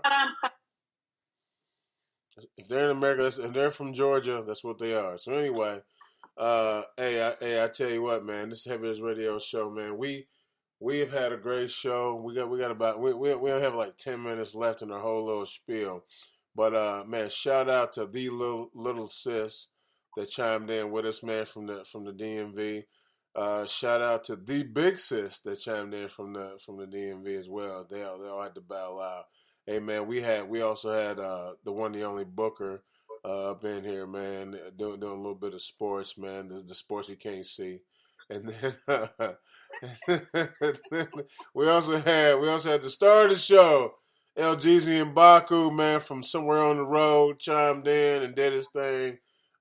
We also have, man, one of the originals, man, one of the men, distinguished gentlemen. How come the League of Extraordinary Gentlemen. Distinguished gentlemen. I can't never get it right. Even I'm the one that made it up, and I can't get it right.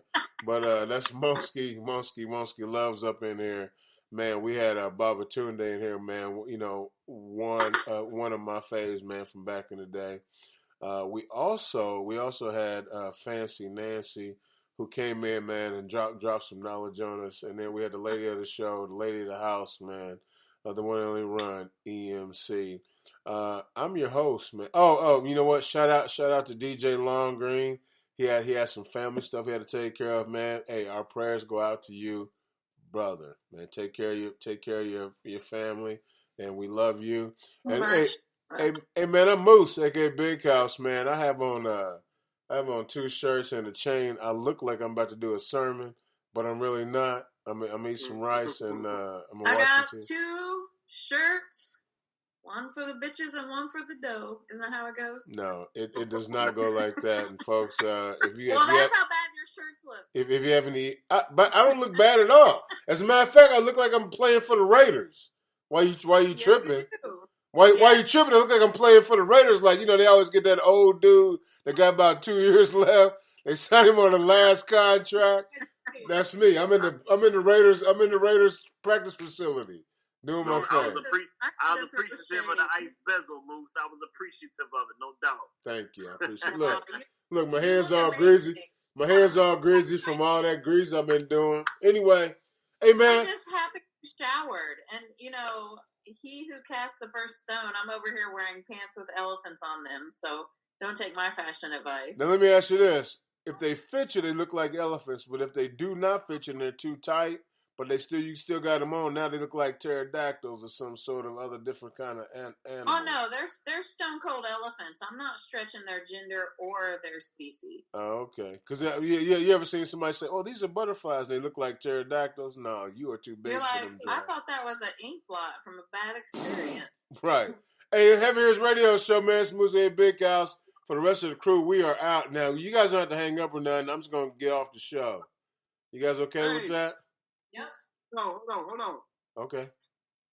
Your guy asked about fighting Mike Tyson. Would you fight him now? Oh yeah. It's like, would you ever fight Mike? I mean, we aging like Mike aging. You know what I'm saying? I mean, I wouldn't have fought him 20 years ago because he was 4 years older or whatever. Why the hell would I fight him now? Because he's 4 years old. I mean, come on, man. I mean, for a lot of ass money, you know what I'm saying? I guess I did it then. I probably would have had a better chance of recovering Back then, like, the real deal. I mean, he probably like I probably be walking and talking and everything different for the rest of my life for 10 million, but I still do it. Dog, if you saw the video, I'll see if I can find it and send it to you later on. Holy cow, he's still hitting as hard. He was throwing combos. He was throwing combos. It was messed up. Like it was hard and scary still. Strength the last thing to go. That's what I tell these young cats. Yeah, it was scary and fast and still precise. Right. You know what I'm saying? Like he knew. I think you'd. I mean, I would never fight him. I think you'd still be sunk because he doesn't have to go 3 minutes or a minute. He just has to connect with you one good time. Right. That's all you gotta do. And the way he was throwing them, it was like about 4 headshots in a row, two body shots, and then another headshot, and then he was, and I was and like, that boy said KO. that boy, he was holding the pads. He said KO. Yeah, because he got the pad. He can feel the body shots. Yeah, he's got it. Yeah. So hey, Big Gates, none of us are doing it, and if you're gonna do it, we'll watch, and we're gonna bet all our money on Tyson. I'll pay $10.99. Go in. That's all we're saying. Big Gates, man. Big Gates in Texas. Hey, by the way, he said something about Shannon Brown too. I looked it up. I guess somebody tried to break into Shannon Brown's crib, and he Shannon Brown or Shannon Sharp? No, it said Shannon Brown. I'm sure he said Shannon Brown. So this is what's Shannon Brown used to play for the Lakers. Yeah. Yeah. This is what's blowing my mind about home burglary. Like, okay, of all the crimes, yes, of all the crimes, this is not the time to break into someone's home. Everybody's there. Like, what are y'all doing? They're criminals. I don't know if you guys knew that or not. Hey, I tell you what, man. Hey, look. They have more common sense than anybody. What's that? They should have more common sense than anybody. If you're going to try to get away with a crime, you got to think some stuff through. I mean, then there's the crack factor. So I think the same way. I'm like, I'm this is logic. I'm sorry. Did you say the crack factor? When you say like if you're on meth or crack, then rationale has left the building. So if people do dumb stuff, I'm like, oh, were they high? Not out of judgment. I'm just saying, like, your thought process is different. It's kind of like being drunk. Like, I think this is a good idea, and I like to say in my house, drunk Rebecca and sober Rebecca do not have the same vision board. That's what I mean. No, they don't. So, crack factor. I don't do crack, but it's an analogous statement. Does anybody do crack anymore? Well, no. They moved on to meth and what is it? Hey. K2? We don't do crack. What's the Heaviest Radio Show? This ain't our song. Matter of fact, this song is Crowns the Kings featuring Black Thought and Benny the Butcher. This ain't us, man, but we absolutely love you. Oh, you know what? Dang, all right, y'all, I'm out. I said you can hang if you want to hang. We can chit chat. We just out. Hold on, listen. Certainly, my last shit was cursed. Never the fucking week. That bust down before you heard of me, nigga.